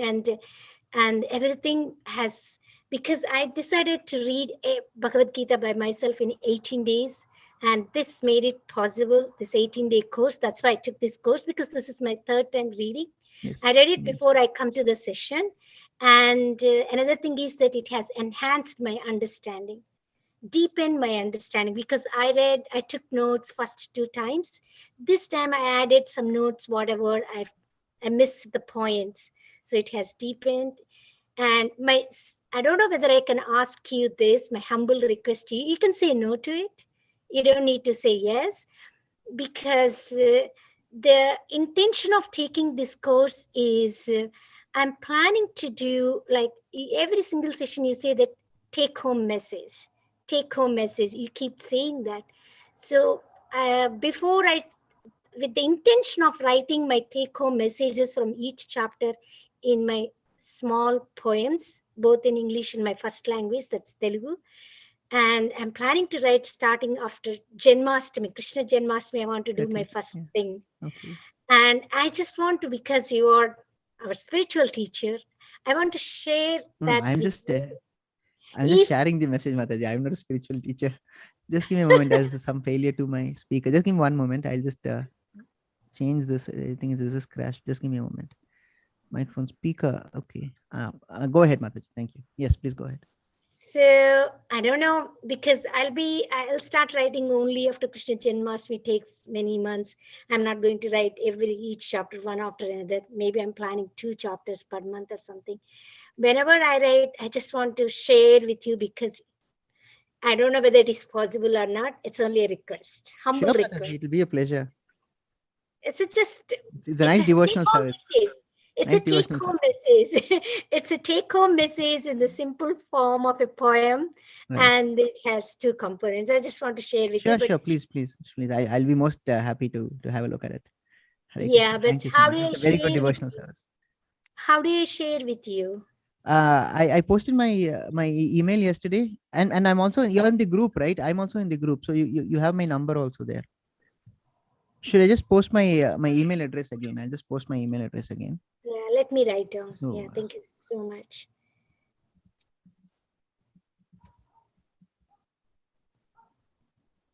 there you go. That's my email address. So if anyone wants to get in touch, please feel free. Thank you so much, and really appreciate. Hare Ram, Hare Ram, Hare Krishna. Thank you so much. Hare Krishna. Hare Krishna. Okay, Ashwini, yes, please go ahead. Yeah, hi, good morning. Hare Krishna. Actually, it's the last day, and yesterday only I met with an accident. I'm in hospital right now. My God. Okay. Are you is it serious? Are you better? Yeah, my thigh bone got fractured, and I have Oh. operation at 12 o'clock today. But still you managed to attend class. Wow. Yes. Krishna's And- Krishna's message does Yes. attract, right? The 18.66 is just apt, I would say. And thank you so much. I wanted to say thank you anyways, but since this happened, I was determined that I will still attend it.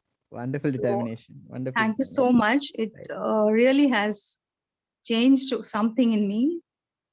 And I mean, it's from my heart, and to all the devotees, I think, who attended and made till 18 days. To them also, they are also my soulmate now. So thank you, everybody. And thank you, Guruji. Thank you, Mataji. Thank you very We wish much. you a very quick recovery and a painless one at that.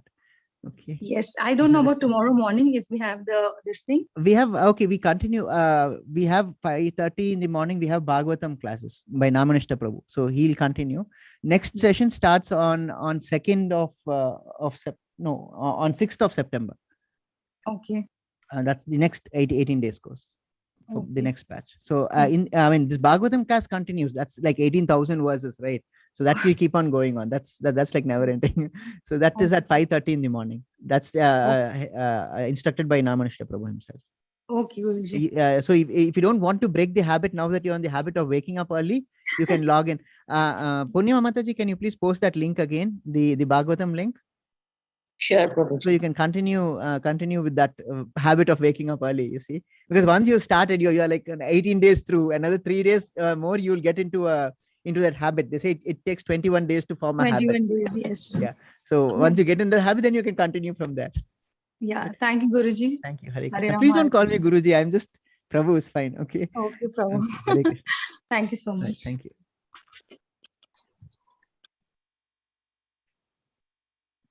Hare Krishna, Srivastava Prabhuji. You can go ahead. Hare Krishna, Prabhuji. Hare Krishna, Prabhu. Hare Krishna. Always nice to see you. Hare Krishna. Yeah, so happy, early in the morning. First, as you said, the lesson learned is none other than, surrendering to Lord Krishna. Yes, that's Okay, the only surrendering lesson. onto Him Yeah. That is the only lesson, and that's the only easiest thing, as you said, in the Kali Yuga, what are all the buddhis we have, in the sense, we don't remember, we don't do, jnana, bhakti and all, we do not know how far we can do it. But only thing is that, surrendering to God is the only thing which, He has given us as like a blessing. Yes, Okay. Prabhu. Thank you So so much. Guruji, that is the learning which I learned throughout the chapters. And and also I just wanted to wish Ashwini Reddy that, as Arjuna had joined Krishna during the war and he was so successful, and this is what Krishna has given her that particular strength to come on to the class In spite in the of her morning injury, right? and Yes. having the right, and she'll be excelling and she'll be It's quite an doing, inspiration. yeah, whatever she is, she'll be, exactly, flourish in life. Mm. Okay, so Hare that Krishna. is Thank you the so thing. much, Prabhu. And one other thing, Prabhuji, see, uh, apart from the learning, which, by joining this particular class, we've been so disciplined, and wanted to thank you. See, as you asked the particular question, who can be the best guru? See, yes, obviously Krishna will be the best guru, but for these 18 days, taking us through the Bhagavad Gita, who has shown who Krishna is, shown what Krishna has said, and shown what Krishna has said, that which is the most important thing in our life. That is none other than you. Thank you. And Thank one you, Prabhu. hour, Very nice, before very I nice, can- kind words. Thank you so much. I'm truly grateful. I'm truly touched. Thank you so much. But and- all and glories, of one course, other to thing- Krishna's message. It's all Krishna's message. I'm just conveying. See, I've told you this before. I'm just a conveyor belt, right? What I've learned from senior devotees, I'm just passing on the message. And I hope and I pray that you also find it in you to get the time to pass on the message. That is all we can do, right, at this stage. So just pass on the message to the Absolutely. best of your ability, Prabhu. Thank you. Absolutely, Prabhuji, absolutely. But see, one thing I just wanted to conclude by saying that, see, for a guru, say, as you said, whenever you are explaining things or whenever you are answering to questions, you are very, very clear in the sense, to answer the questions. And if you are not clear, you are very clear to say that, I do not know, or I need to confirm, I need to check and come back. See, these are all the traits which we learn from you. In the sense, at your level, with, as a lawyer, as you said, what is that? The critical lawyer? What you said? Litigation lawyer. Litigation lawyer, yeah. Litigating lawyer. Litigating lawyer. So see, it's a very, very, you are very, very, down to earth, and thank you so much for your smile. Please, may we all wish God that that smile stays in your face forever, and we all should join together to the Goloka Vrindavan. Thank you. Thank you Prabhu. so much. I just have one request from all of you. Just chant, please. At one round, 10 minutes is all I'm asking of you all. I just chant. Yes, please. Prabhuji. I And it started truly with makes a one difference. round. Actually, now it is 2 rounds, 3 rounds. Sometimes whenever It will go on. See, that's why I'm just trying to get you onto that one dose, and then it's like addiction. You can't stop. You see, that's why I'm just trying to get you onto that one round. Because once you get that taste, yes, exactly. It's a taste that once you get it, you can't stop. It just keeps increasing from there on. But then there must be some impetus to start, right? So that's why I'm requesting for the 10 minutes. That is all. Right. Thank you, Prabhu. Thank you so much for your encouragement. Thank you so much. Yeah, sorry to take most of the time. No problem. Always welcome. Hare Krishna. Hare Krishna. Hare Krishna, Jyoti Mataji. Good to see you again. Hare Krishna, Mataji. Hello. Am I audible? Yes, Mataji, loud and clear. Hare Krishna, Prabhu. It's absolutely, I agree with all the devotees who have said that it's a beautiful, beautiful, beautiful journey. And I attended your previous sessions, and my son started attending these classes, and he had registered, but I am attending. So I'm encouraging him also to attend. So there's so much to learn from you. There is so much to learn from you, sir. And I'm so grateful to Lord Krishna and you. You have shown me the path. The Guru ne mujhe rasta dikhaya. I would say you are my Guru to showing me this path. Thank you. So I just wanted to express my gratitude. Hare Krishna, Mataji. Something Thank you so has much. Thank you for definitely your changed, kind and thank you so much for doing such a lovely, wonderful job of enlightening all of us.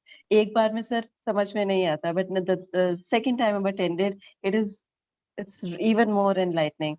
Morning में I try to attend Nama sir's classes, and then I attend yours. So Mataji, it's time that you went on to the advanced level courses. You've attended Yes, thrice now, if my memory serves, right? yeah, but beginner's it's course? so a beginner's course. Yes, once I attended, then I attended again with my daughter. Okay. And now with I my remember son thrice, also. I think, if memory serves. Thrice, I believe you've Yours- attended. Now it's yours time to go twice, on to sir. the next stage. 2 Mataji. times. This is the Yeah. second time. Oh, I see. Okay. Twice. Okay. Your class is second time. Once I attended Suhas sir's classes. Oh, That right. was at okay. night, 9 Okay. o'clock. 9 one. o'clock, 9 p.m. Yeah. Yeah. He's wonderful. He gave one So of the that answers. is No, it that stumped is that me. was my starting. Like that was the first time, and then with Isha, with my daughter, Okay. and now with Uditam. Right. Very nice, Mataji. Thank you. Keep Thank you keep so the much. keep the Thank track you so- going. Hare Krishna, Mataji. Thank you so much. Hare Yes, Krishna. Hare Krishna, sir. Hare Krishna. Okay, let's see. Ashwini Reddy, Mataji. Yes, Mataji, you have your hand raised. Hare Krishna. No, Guruji, I actually wanted Yeah. to Okay, so speak I'll just lower your first. hand then. Right. Hare Krishna. Yeah, Thank you. So much. thank you, sir. Thank you. What happened? Neha Mataji is not co-host, is it? Oh, I'm sorry, Mataji. I didn't make you all co-host again. I'm sorry. Make co-host. Okay, where is Purnima Mataji? Yeah, here she is. Hare Krishna, Prabhuji. Hare Krishna, Mataji. Yes, Prabhuji. Hare Krishna, Arjun Prabhuji. Can I move you, please?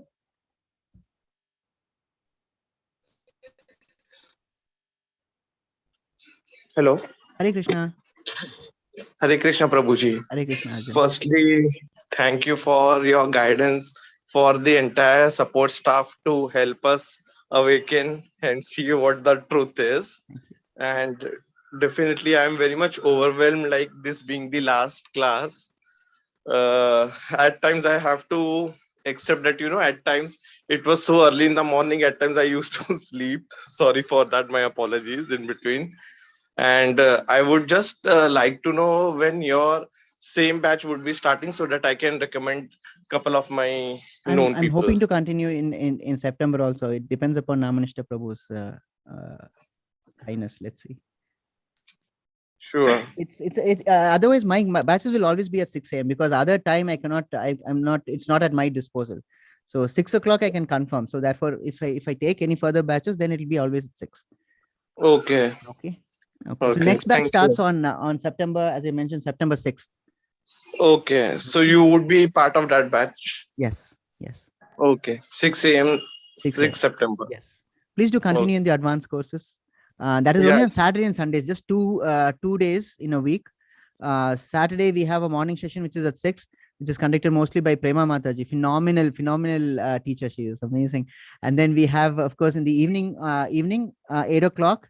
And then we have again in the morning 6 on Sunday and evening 7. So just 4 sessions. So you can attend 2 on each day, right? So two chapters are covered for a week. So please do continue in the evening in the advanced level 2 courses. You get So- much more clarity on the. So on the- morning, you said 6 o'clock on both the days? No, I'm talking about the beginners batch. So I'll Okay. be, I mean, if given an opportunity, I'll be doing the 6 a.m. beginners batch, which is this batch, right? I'm talking about, I was referring to the advanced level 2 batch, which is only 4 classes in a week. And you need to attend only 2. Okay. And their timings are again in morning or evening? Morning, we have one in the morning, we have one in the evening. Morning 6, evening 8 on Okay. Saturday. And Okay. on Sunday, again, morning 6 and evening 7 on Sunday. So I can attend like Saturday and Sunday morning batches, or I have to attend the same classes on same day? No, that's entirely up to your discretion. Whatever time is comfortable to you. The link Okay. is the same, but only Okay. thing, attendance is strict. You will have assignments which you have to do, and then you will also have to submit a chart, a sadhana chart it's called. So you just have to accept to those terms, only then you'll be permitted to join. So it's much more stricter than the beginners course. Sure, right? Because sure. that requires some amount of dedication and perseverance to follow, right? But it is well worth it, because now what you have learned, believe me, just the tip of the iceberg, right? There's so much more to know, so much more to know. Hare Krishna. Hare Krishna, Prabhuji. Hare Krishna. Thank you. Thank you. Hare Krishna, Naidu Prabhuji, you can unmute yourself. Hi, namaste, Prabhuji. Hare Thank Krishna. you so much. Hare Krishna. Hare Krishna, Prabhu. Really, it has been an incredible journey, 18 days,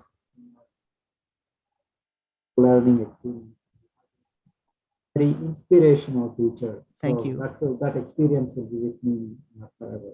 Thank you so much. Thank you. You're very kind, Prabhu. Thank you very much. Always these words of encouragement truly humbles me. You know, makes me work harder to convey the message in a much better way. I just need some time to structure it a little more. And this encouragement that I'm getting, the feedback that's really really impels me to work more for it. Thank you so much for these words of encouragement. It means a lot. Hare Krishna, Prabhu. I plan to join in Telugu. Right. More of recitation would be. Prabhu, your voice is dropping, Prabhu. Half the sentence, I'm just guessing what you're probably saying. Your voice is dropping in between. Okay, sometimes the reception is not as good. Yeah. Now it's better. Yeah, so I am planning to join the Telugu classes from September 6th with my wife. Okay. So I really need to solidify my learning too. But thank you so much. I really want to. Thank you. Thank you. Your teaching.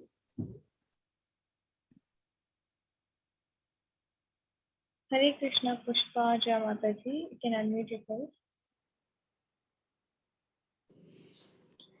Hello. Hare Krishna. Thank you. Yeah, Hare Krishna. Thank you so much, Prabhuji, you as well as the entire team of ISKCON. You ran this program like a corporate event. You know, oh my God. That was definitely not the intention. No, but it without any glitch. I mean, everything's so perfect, you know, on time, beat, you know, coordination with, you know, connectivity, sending us the quizzes. The moment you say corporate, there's always a negative connotation attached to it. No.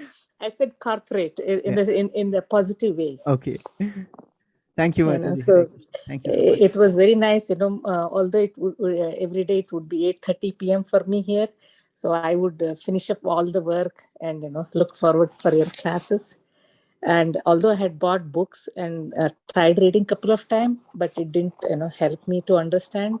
I think it only Shravana is what I that's why spiritual guru is so important. You know, we can't understand this on our own. If you read it, it's definitely very difficult. It's almost impossible. Yeah. I mentioned this to you, right? This medical journal I gave an example of. A normal person who's not trained in the medical sciences wouldn't be able to just read and understand. That spirituality requires. That's why a spiritual guru is so important in this in this pursuit. I think maybe since Sri Krishna did orally to Arjuna, I think everybody has to listen first through, I think, Guruji, I believe. Takshrunu, that's what Krishna says, like learn from listening. Takshrunu, he says. I think that's the right way I felt. Yeah, thank you so much again. Krishna, and I know Mataji, it was a lively, wonderful wonderful session. Yeah, and I want to know one more question, Guruji. The second, third level means what? It is again the elaboration of each of the chapters that you said. See, the beginners class, we had omitted quite a few verses, isn't it? There are 700 verses. We probably dealt with about 200, 300 verses overall in the entire syllabus. There we go into in detail. Okay. 108, Prabhuji. Sorry, Mataji? 108. Only 108, Prabhuji. Okay. Where? I'm sorry, Mataji. Go ahead, Mataji. Please answer the question. I was going to say something else, but go on. We will be discussing 108 in the foundation course, Prabhuji. Okay. Okay, Mataji. So yes, as Purnima Mataji is indicating, it will be more in detail, in depth. And that is only the level 2. We have 3 and 4. So 4 is like Neha Mataji will be able to inform us more about level 4 because she's there. Neha Mataji, can you please bestow some enlightenment on level 4? No one can do it better than you, Prabhuji.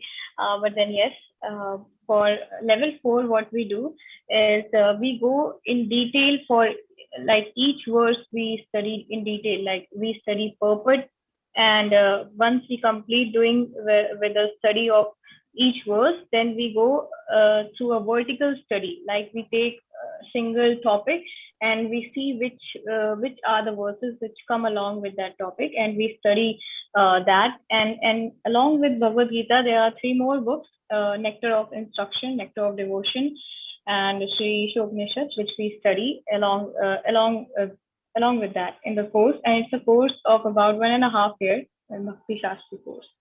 Yeah, it goes that way. Thank you, Mataji. It's more of a, as Mataji mentioned, it's more of a topical study. Here we go verse by verse. No, that is a topic. It's topic wise.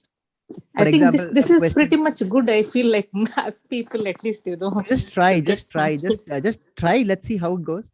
Just try it. Okay. I started reading Prabhupada's autobiography. Oh yes, I must recommend if anybody in this group wants to read. It's an amazing book. You know, I finished it half. It's very inspiring at the age of 70. You know, and how we feel at lethargic and all. So it's really inspirational. True, very true. 22 hours a day. So much, Do you believe that? 22 hours a day he used to work. Amazing. Yeah, that's right? At 70. When I went to this. Yes, when I went to this West Virginia temple, you know, I didn't really pay much attention to the statue or anything. But when I went to their palace and the person started explaining, I was like dumbstruck. Then I thought I must read his biography. So I bought it and I started reading it. Wonderful. It's very nice. Thank you. Hare Krishna. Thank you. Thank you again. Thank you. Bye. Vijay Kumar Prabhu. I saw you raise your hand. Sorry, I couldn't get you. Yes. Oh, I'm sorry. I muted you by mistake. I'm sorry. The only reason is I can't thank you enough for this. It is an opportunity that came my way. I didn't actually seek this thing. The message, the whole thing came through WhatsApp, and I said, wonderful. And I've had this book with me for so long, the ISKCON book. But this is the first time I really got into exploring the book itself, because every talk, every quiz you put, that is a time we actually reinforce that knowledge. So I have so many things to say, but I think that will be taking too much time. Thank you so much. Big thank you for this opportunity. And it is God sent. I think the opportunity, like many things, was God sent. That's what I believe, very firmly believe. But I didn't, as I told you, seek this out. Now, I just want to say, is this the last time we will be meeting on this forum here in this course? Or you mentioned something about the Bhagavatam also. That's at 5:30 in the morning, Prabhu. Namanishta Prabhu would be taking Bhagavatam classes. Yeah. Do we join that with the same link or? No, the link is already posted in the chat box. I think Neha Mataji posted it. Okay. It's ty/temple, t.ly/temple. It's very easy to remember. Right. Okay? You just click on that and you're directly into the class. Someday I look forward to joining the advanced course, but I know this is not the most appropriate time now to just enroll. This is the time I'm going to start reading this book more seriously. Okay. And you have just, I put so many messages in the chat box. I'll mention it again. You're a motivational speaker and teacher without attachment. So thank you, Prabhu. So kind. I mean, these words of kindness are really very humbling. Let's say. Thank you, Prabhu. Getting calls from the hospital, I have to attend to, so I think I'll take your leave. Okay. Namaste ji and Hare Krishna once again. Thank you for your service. My wife was very much a part of this. We have been sharing this information. You don't see her on the screen, but we sit here and listen together. Some of the answers also prompted by her. Okay. So it was.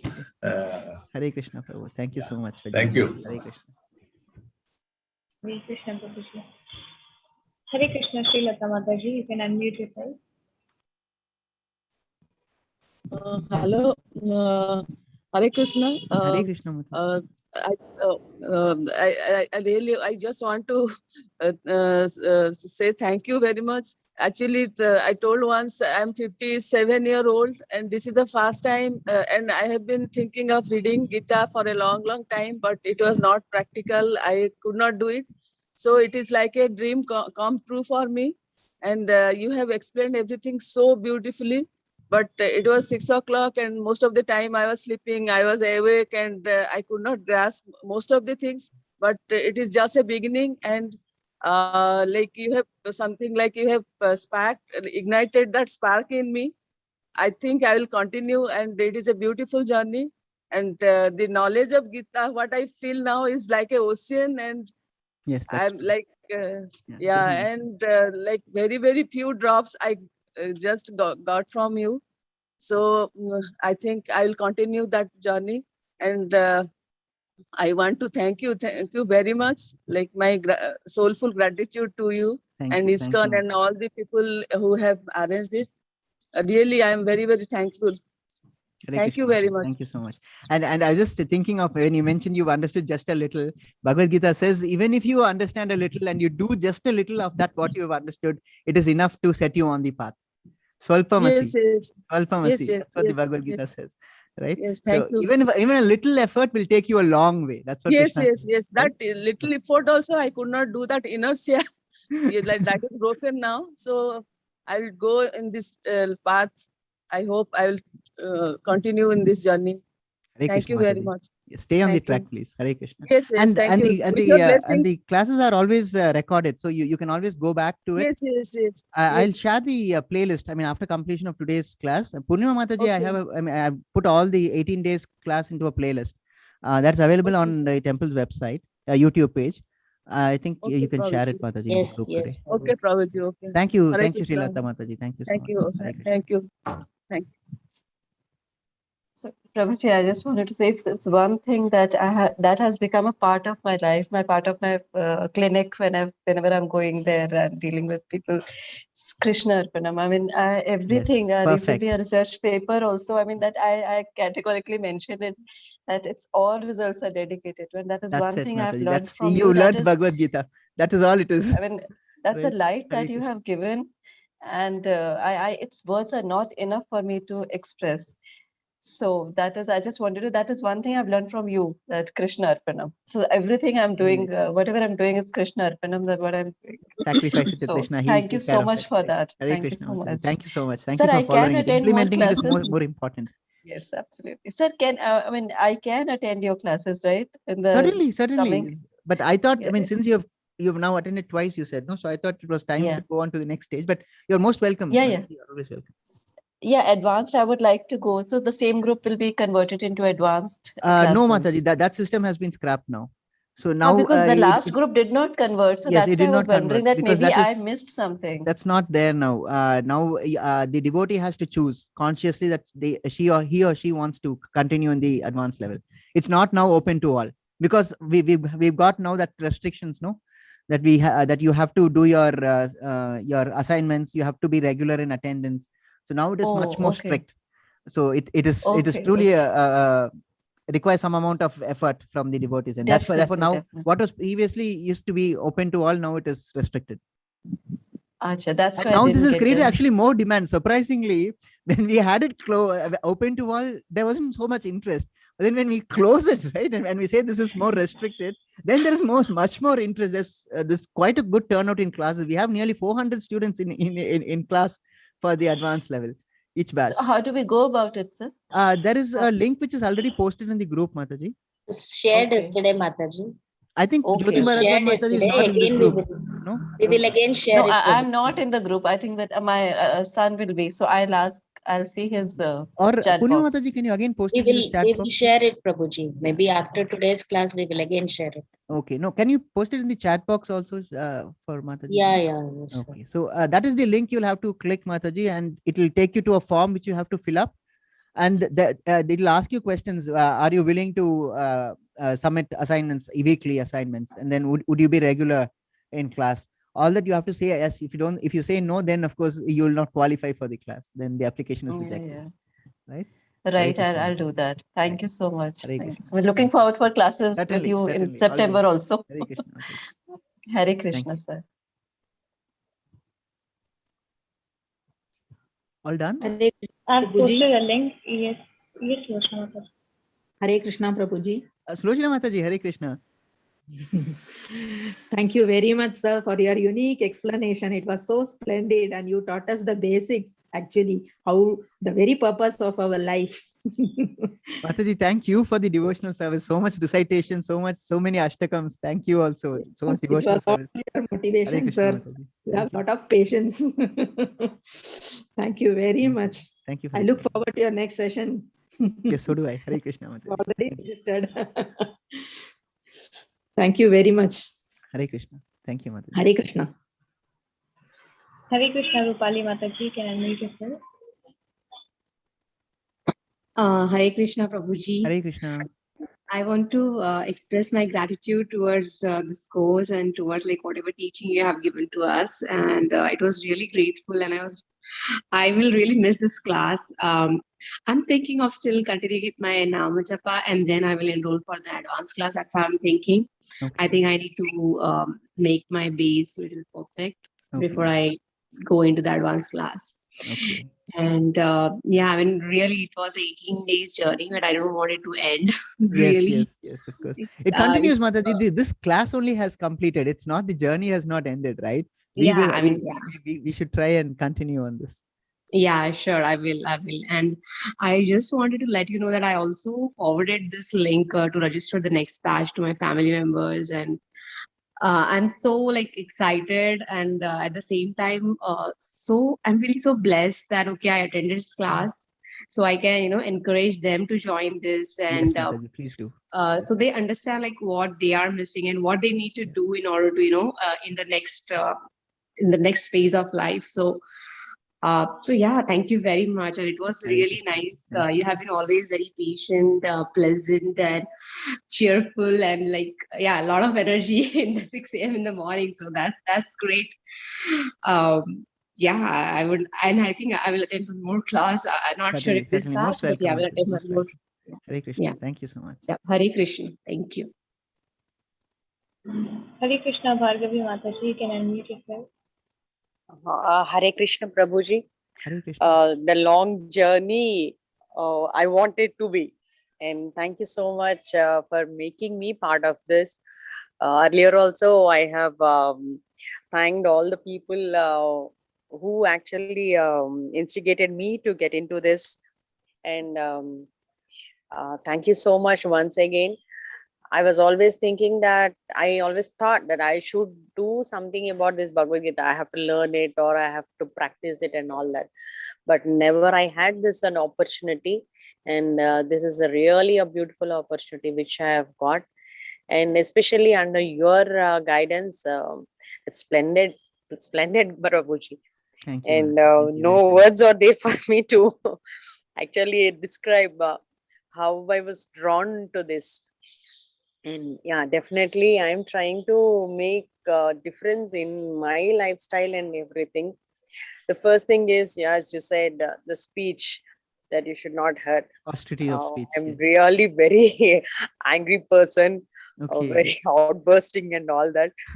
So I was one to, believe me, I was so very short tempered, and now it is just reading this and trying to inculcate it has brought about so much change. I was very short tempered, very short fuse. So now that is here, changed, slowly Prabhuji. changing actually. So yes, Thank Mataji, you, it does work. Prabhuji. And see, this is not a wisdom which is like a recent origin, right? Way back Yes. from Vivaswan's time, at least, or at least if you take it back to 5,500 years ago, right? So that man hasn't changed, right? I mean, eventually, all this is truth beyond the ages, correct? So that's Yes, why it's so Prabhuji, relevant it- even today. the truth beyond the ages. It was very much important that day. It is appropriate even today Even and today, maybe yes. tomorrow and ever days coming to in future. Definitely. Thank you, Prabhuji, Hare and all Krishna, the Prabhuji. team Thank you. from ISKCON Mangalore for this. And I would love to include myself into the next session also, the higher sessions. And I'm asking my child, my girl child, to register into this. Yes, yes. So please that do. I'll have one more opportunity to listen to you, especially. How old is she? She's 19, Prabhuji. Okay, So then it's then it's great the adults that, batch. No, I was just wondering if she should be in the children's batch. We have one batch for kids. I think 2 batches for kids because it's from ages 6 to 12, right? And then from 13 to 16. Punya Mataji, please correct me if 16 I'm to, wrong. yes, Prabhuji. Okay, and 16 then to 25, there's one more batch this Oh. time, Prabhuji. okay, Okay. Mata. then I'll ask her to register like that. But definitely, Prabhuji, your way of delivering things is much more easier, much more approachable, and very much interesting.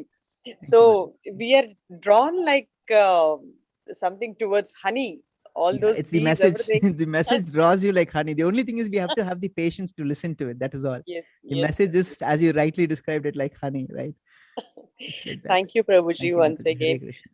And Hare Krishna, Hare Prabhuji. Krishna. And each of these classes, as I was mentioning, level, I mean, this for kids batch, and then the, if I can call them senior kids, and then the third batch, which is from 16 to 25. All these are custom made to make them understand. So it'll not be like the adults course, which is much more complicated, if I may say so, because adults course, there is no bar of any philosophy, right? I mean, we can talk easily about suicide, we can talk about sex, we can talk about death. There are so many things we can talk about, but then as the age reduces, there are certain things that you will have to filter out, right? And you will have to find out other ways to explain it to them.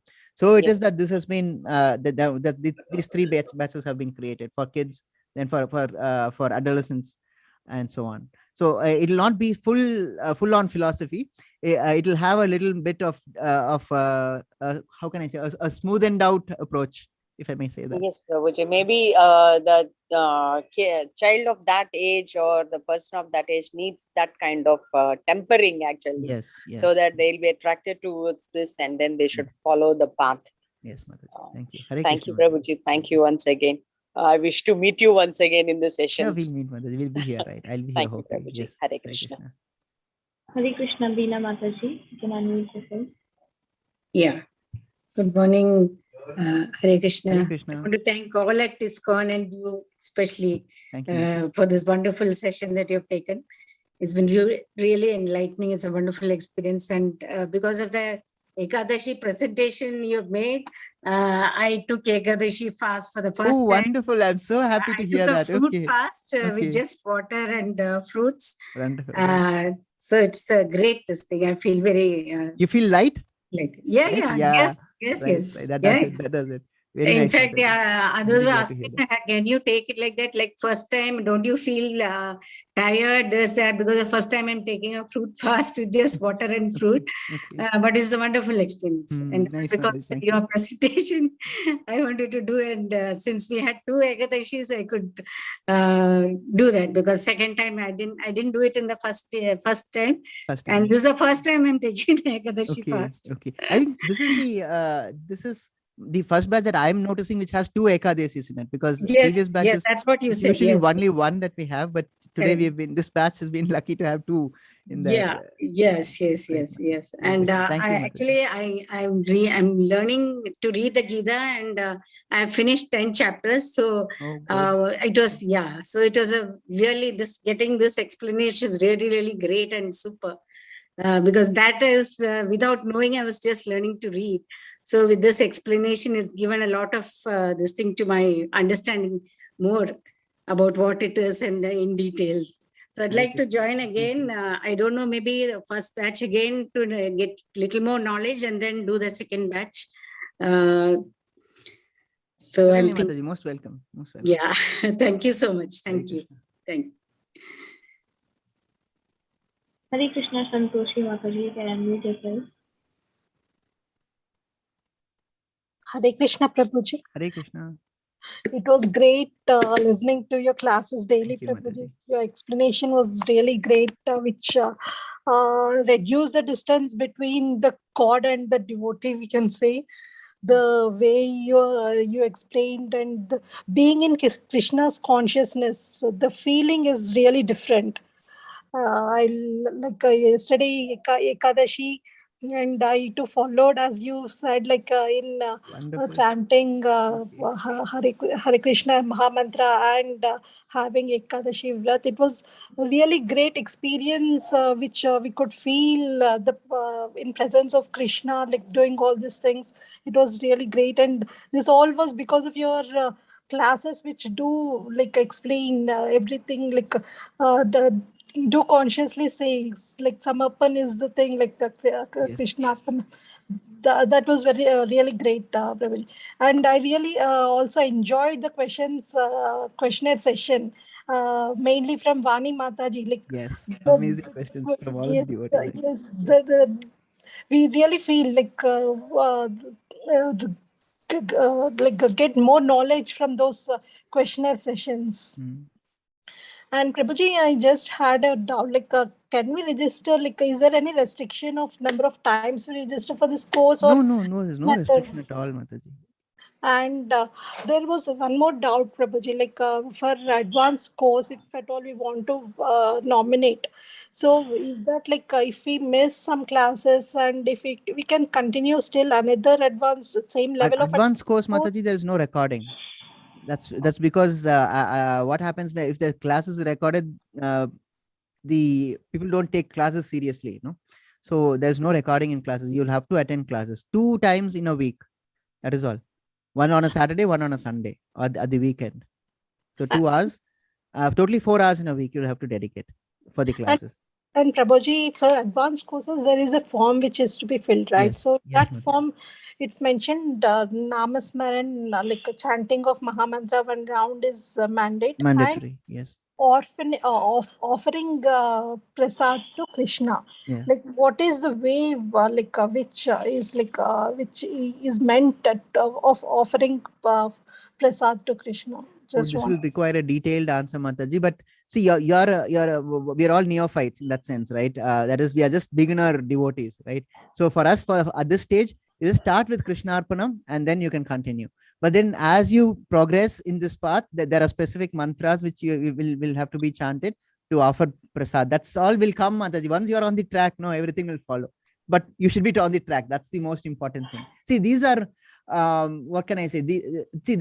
Going towards Krishna is a matter of bhakti, right? So he knows how much you love him. So all these things are mere rituals, okay? But then you'll have to offer whatever it is that you're having. This intention to offer you express by way of a mantra, okay? Now, if you don't know that mantra, all you need to say is Krishna Arpanam, and the effect is the same, because the intention is what truly counts at the end of the day, right? Yes.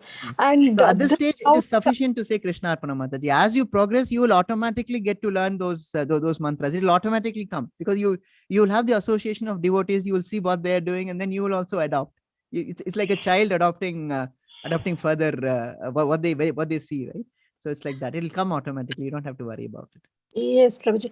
The question here which I had was like, what need to be done at the time of periods? Like, if there's no restriction. Say you like can continue as it is. Daily we need to offer the food to Krishna. So at the time of period, like those 5 days, how we should do? It's same Krishna Arpanam. Before you eat, just think of Krishna. Say Krishna Arpanam. I dedicate this to you. Just if it's possible, just keep some for Krishna, and you can continue. See, this is on the bhakti course. There is no problem at all, Mataji. It is only the love for the Lord which counts. Nothing else will come in the way. Oh, got it, Prabhuji. Okay, Thank you. Hare Krishna, Mataji. Mataji, we avoid touching deities and we avoid doing RP at that time. But yeah, you can make prasadam and you can offer, but you can give it to someone else to offer. Like you cannot just offer in that sense. And RT we avoid doing, and rest all things follow. Like you can chant and do everything like normally. Mataji's question was specific about offering of food, right? Like we cannot offer in the temple, like in the altar we cannot offer. Right, okay. That's what altar, not in the altar. What Neha Mataji is saying is not in the altar, but you can keep it set aside, right? Yeah. Yeah, okay, Mataji. Hare Krishna. Thank you for the clarification. Hare Krishna, Richa Mataji, you can unmute yourself. Hare Krishna, Prabhuji. Hare Krishna, Mataji. A very good morning to all of you, and sincere thanks to you and everyone who's been associated with this very well conducted program, and it has really helped me so much. I'm basically a Leo, a very lazy person. I hate getting up in the morning, okay. And moreover, being a an obstetrician, I have to attend to late night calls.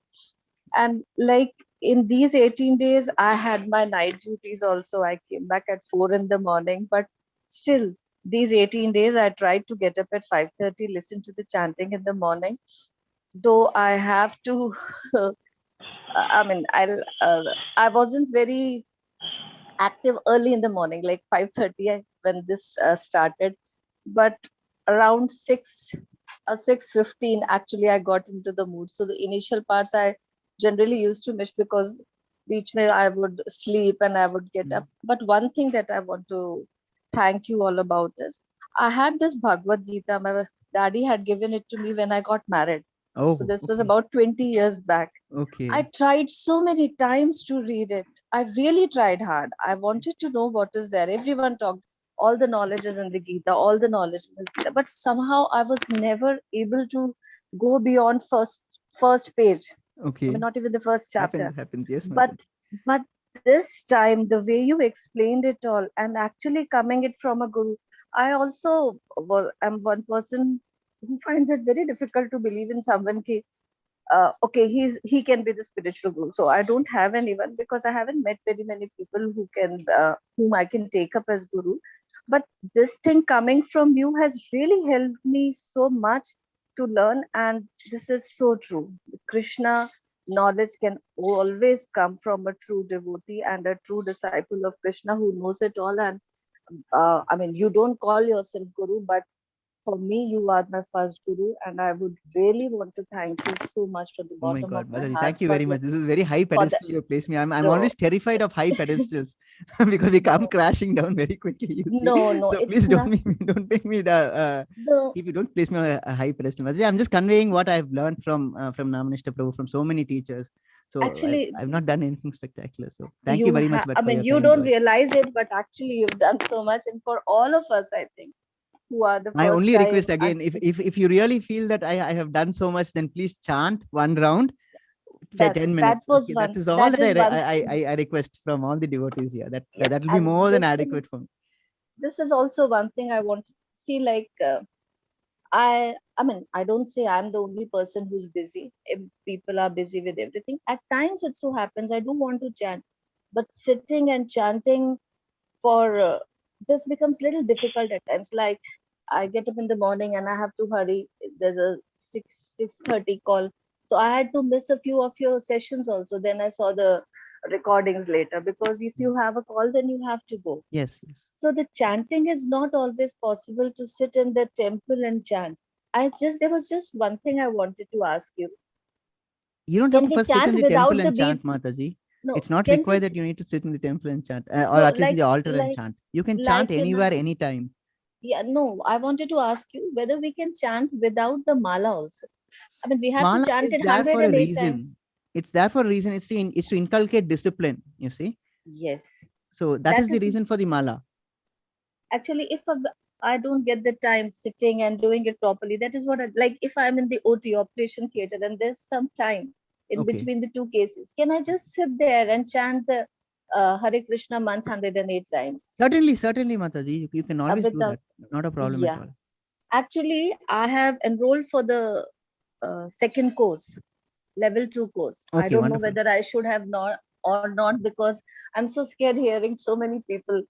ki- and there was this thing about chanting the one round of mala. So I said yes in that. Okay. And now I'm wondering that if I'm doing it without the mala, have I written the right answer there or not?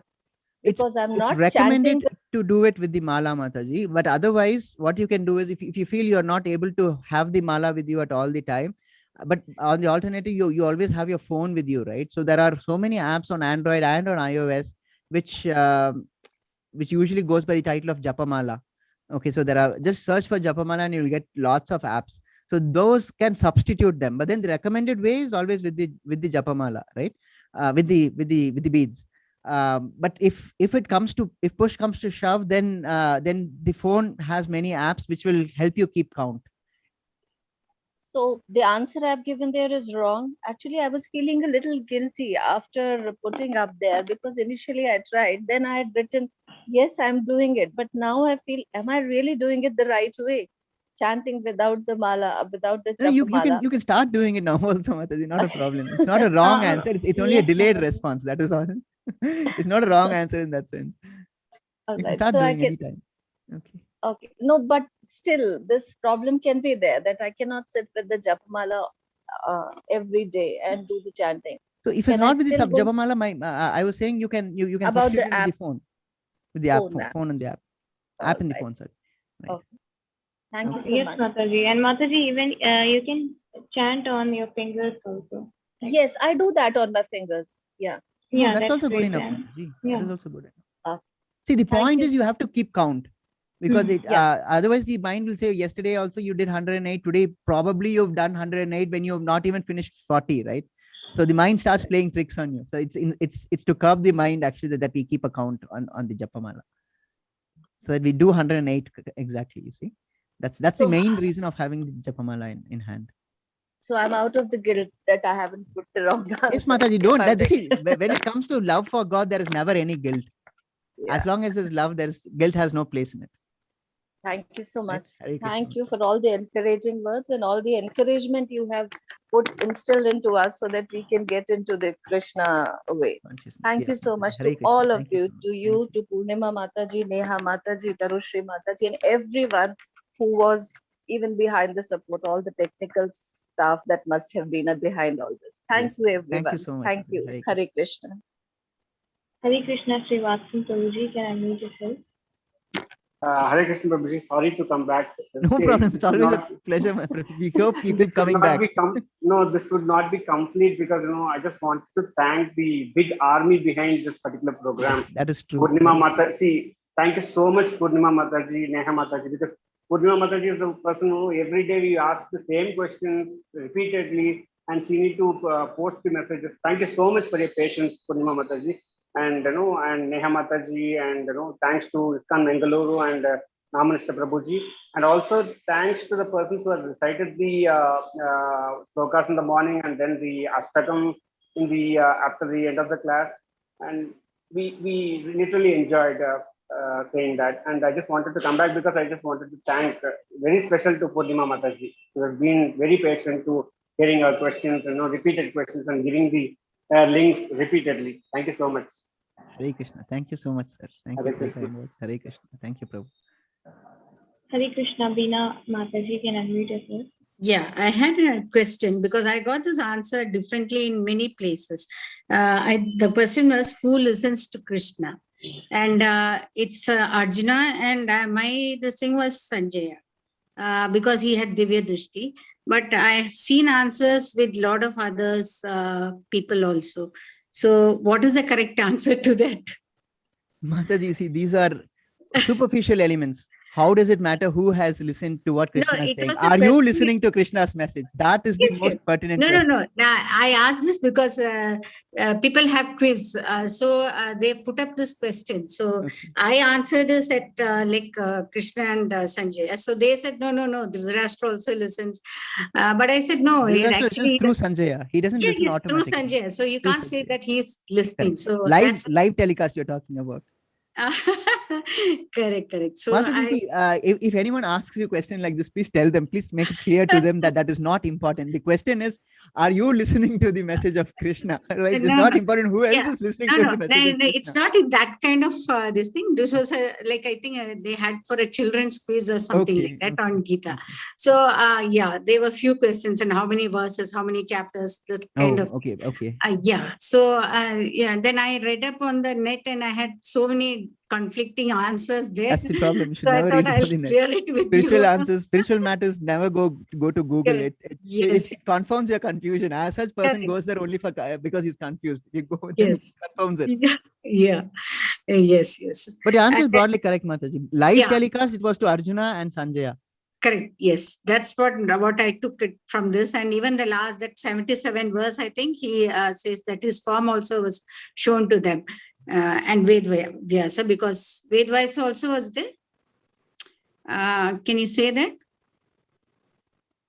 the Bhagavad Gita doesn't bring in Ved Vyasa except for the last part where Sanjaya says, "I've been given this this benefit by the grace of Ved Vyasa." But Bhagavad Gita as such doesn't say that Ved Vyasa also was listening to it. So I would not be able to deny or confirm that.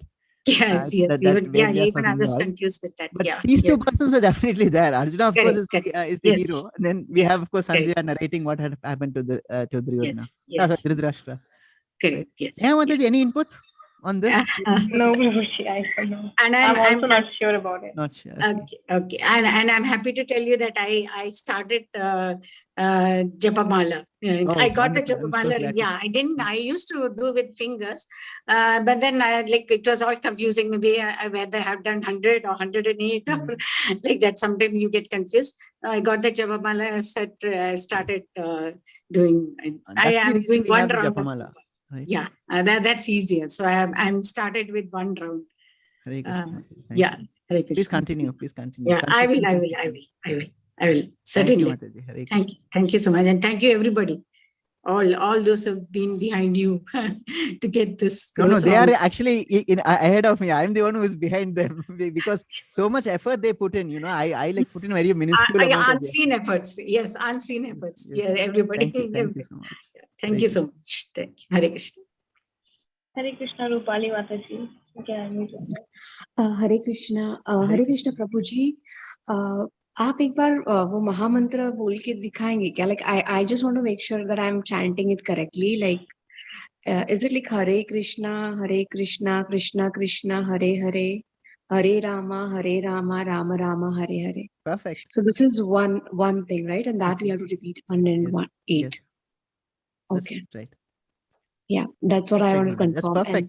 See, and besides, bhakti mantras, there's no regulation. Supposing you get a pronunciation wrong, supposing you don't say Rama, you say Ram, Hare Ram, Hare Ram. That is also fine. It's nobody's going to say it's wrong because it comes out of devotion to the Lord, right? So it is right. Even it's bhakti mantras for that matter. They don't have strict approaches, but then if you take this Vedic mantras and all, those require very strict pronunciation. You see, that's the difference between bhakti mantras and Vedic mantras. Yeah, and when we are chanting, like what I notice is like the mind is wandering so much. Good. It is so hard to focus. I mean, that japa is going on, but mind is somewhere else. You know why that happens? Because the mantra is working. See, when you're watching a movie, your mind doesn't rebel, right? When you're gossiping, mind doesn't rebel. Because mind likes doing all that, but then only when you start chanting that the mind starts to rebel. Why is that? It means that the mantra is working. Because let's take this example, right? This is a table I've got here, right? Now this table has a lot of dust in it. Okay, so when I start wiping, when I start cleaning the table, the dust rises, right? That's the mind rebelling. That's the mind rebelling. So it means that the mantra is working. It's starting to clean up your mind, right? So it will rebel. Your mind will distract you, but then keep at it, it will then settle down, right? So okay, yeah, sure. Yeah, and I also want to thank you, the whole team. Like, yes, I missed that earlier, like the whole back-end team, like Purnima Mataji, Neha Mataji, everyone. So thank you so much. And yes, it is conducted so well. And I have volunteered like in that form. I have put volunteer in all the things, all the options there. So I would love to do some seva for the upcoming courses. Certainly. And thanks to the we really need people to help assist in spreading this message. Yeah, and thanks to the ISKCON temple, Mangalore temple, like this is a really great initiative. So thank you so much. Hare Krishna, Prabhuji. Hare Krishna, Ravi Kiran Prabhuji. You can unmute yourself.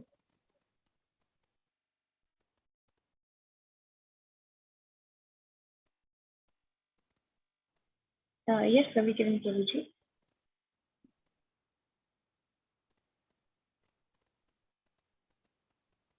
Ravi Kiran Prabhu had a problem with his mic also the last time around, if I recollect right. Yes, Prabhuji, yes. Okay. Prabhuji, can we go to question? It's already 8:32. But are there questions in the chat? Yeah, there's one question by Ravi Kiran Prabhuji. Oh, okay, go on. Yeah. So first question is, kindly throw some light on the Brahmana, Kshatriya and Shudra point. Second one is, why Madhav Seva is not Madhav Seva, as we know the fact super soul is in everything. Okay, first question. In this chapter, we saw chapter 4 where Krishna says about that he is the one who has introduced this concept of Chaturvarnam, right? And he says it is based on karma and guna, right? And in this chapter, we see that what are the duties of a Brahmana, of a Kshatriya, of a Shudra, and a Vaishya, right? So that is just an extension of what has been discussed in chapter 4, Prabhu. And those aspects, the duties have been mentioned in this chapter. That's about it. Next question, Prabhuji. Next question was about why Manav Seva is not Madhav Seva. Right. See, the problem with the Manav Seva is that you generally cater to the physical well-being, right? For example, you do Annadanam, okay, at a temple. You distribute food. Food is good, all right. It's a good social service, if I may say that. It's a good social service. But then, are you feeding the spirit within? Are you catering to the super soul within? You are not catering to that requirement. That is only done through devotional service, correct? So that is why Madhav Seva doesn't really fit the picture, because it is more physical in nature. You see, that's the reason why merely by serving Manav, humanity, it doesn't automatically translate to Madhav Seva. Madhav Seva is Madhav Seva, right? There's no, just because you serve your fellow humans, it doesn't translate automatically to Madhav Seva. You serve Madhava, then it is Madhav Seva, not just serving humanity, because there you only serve the body, right?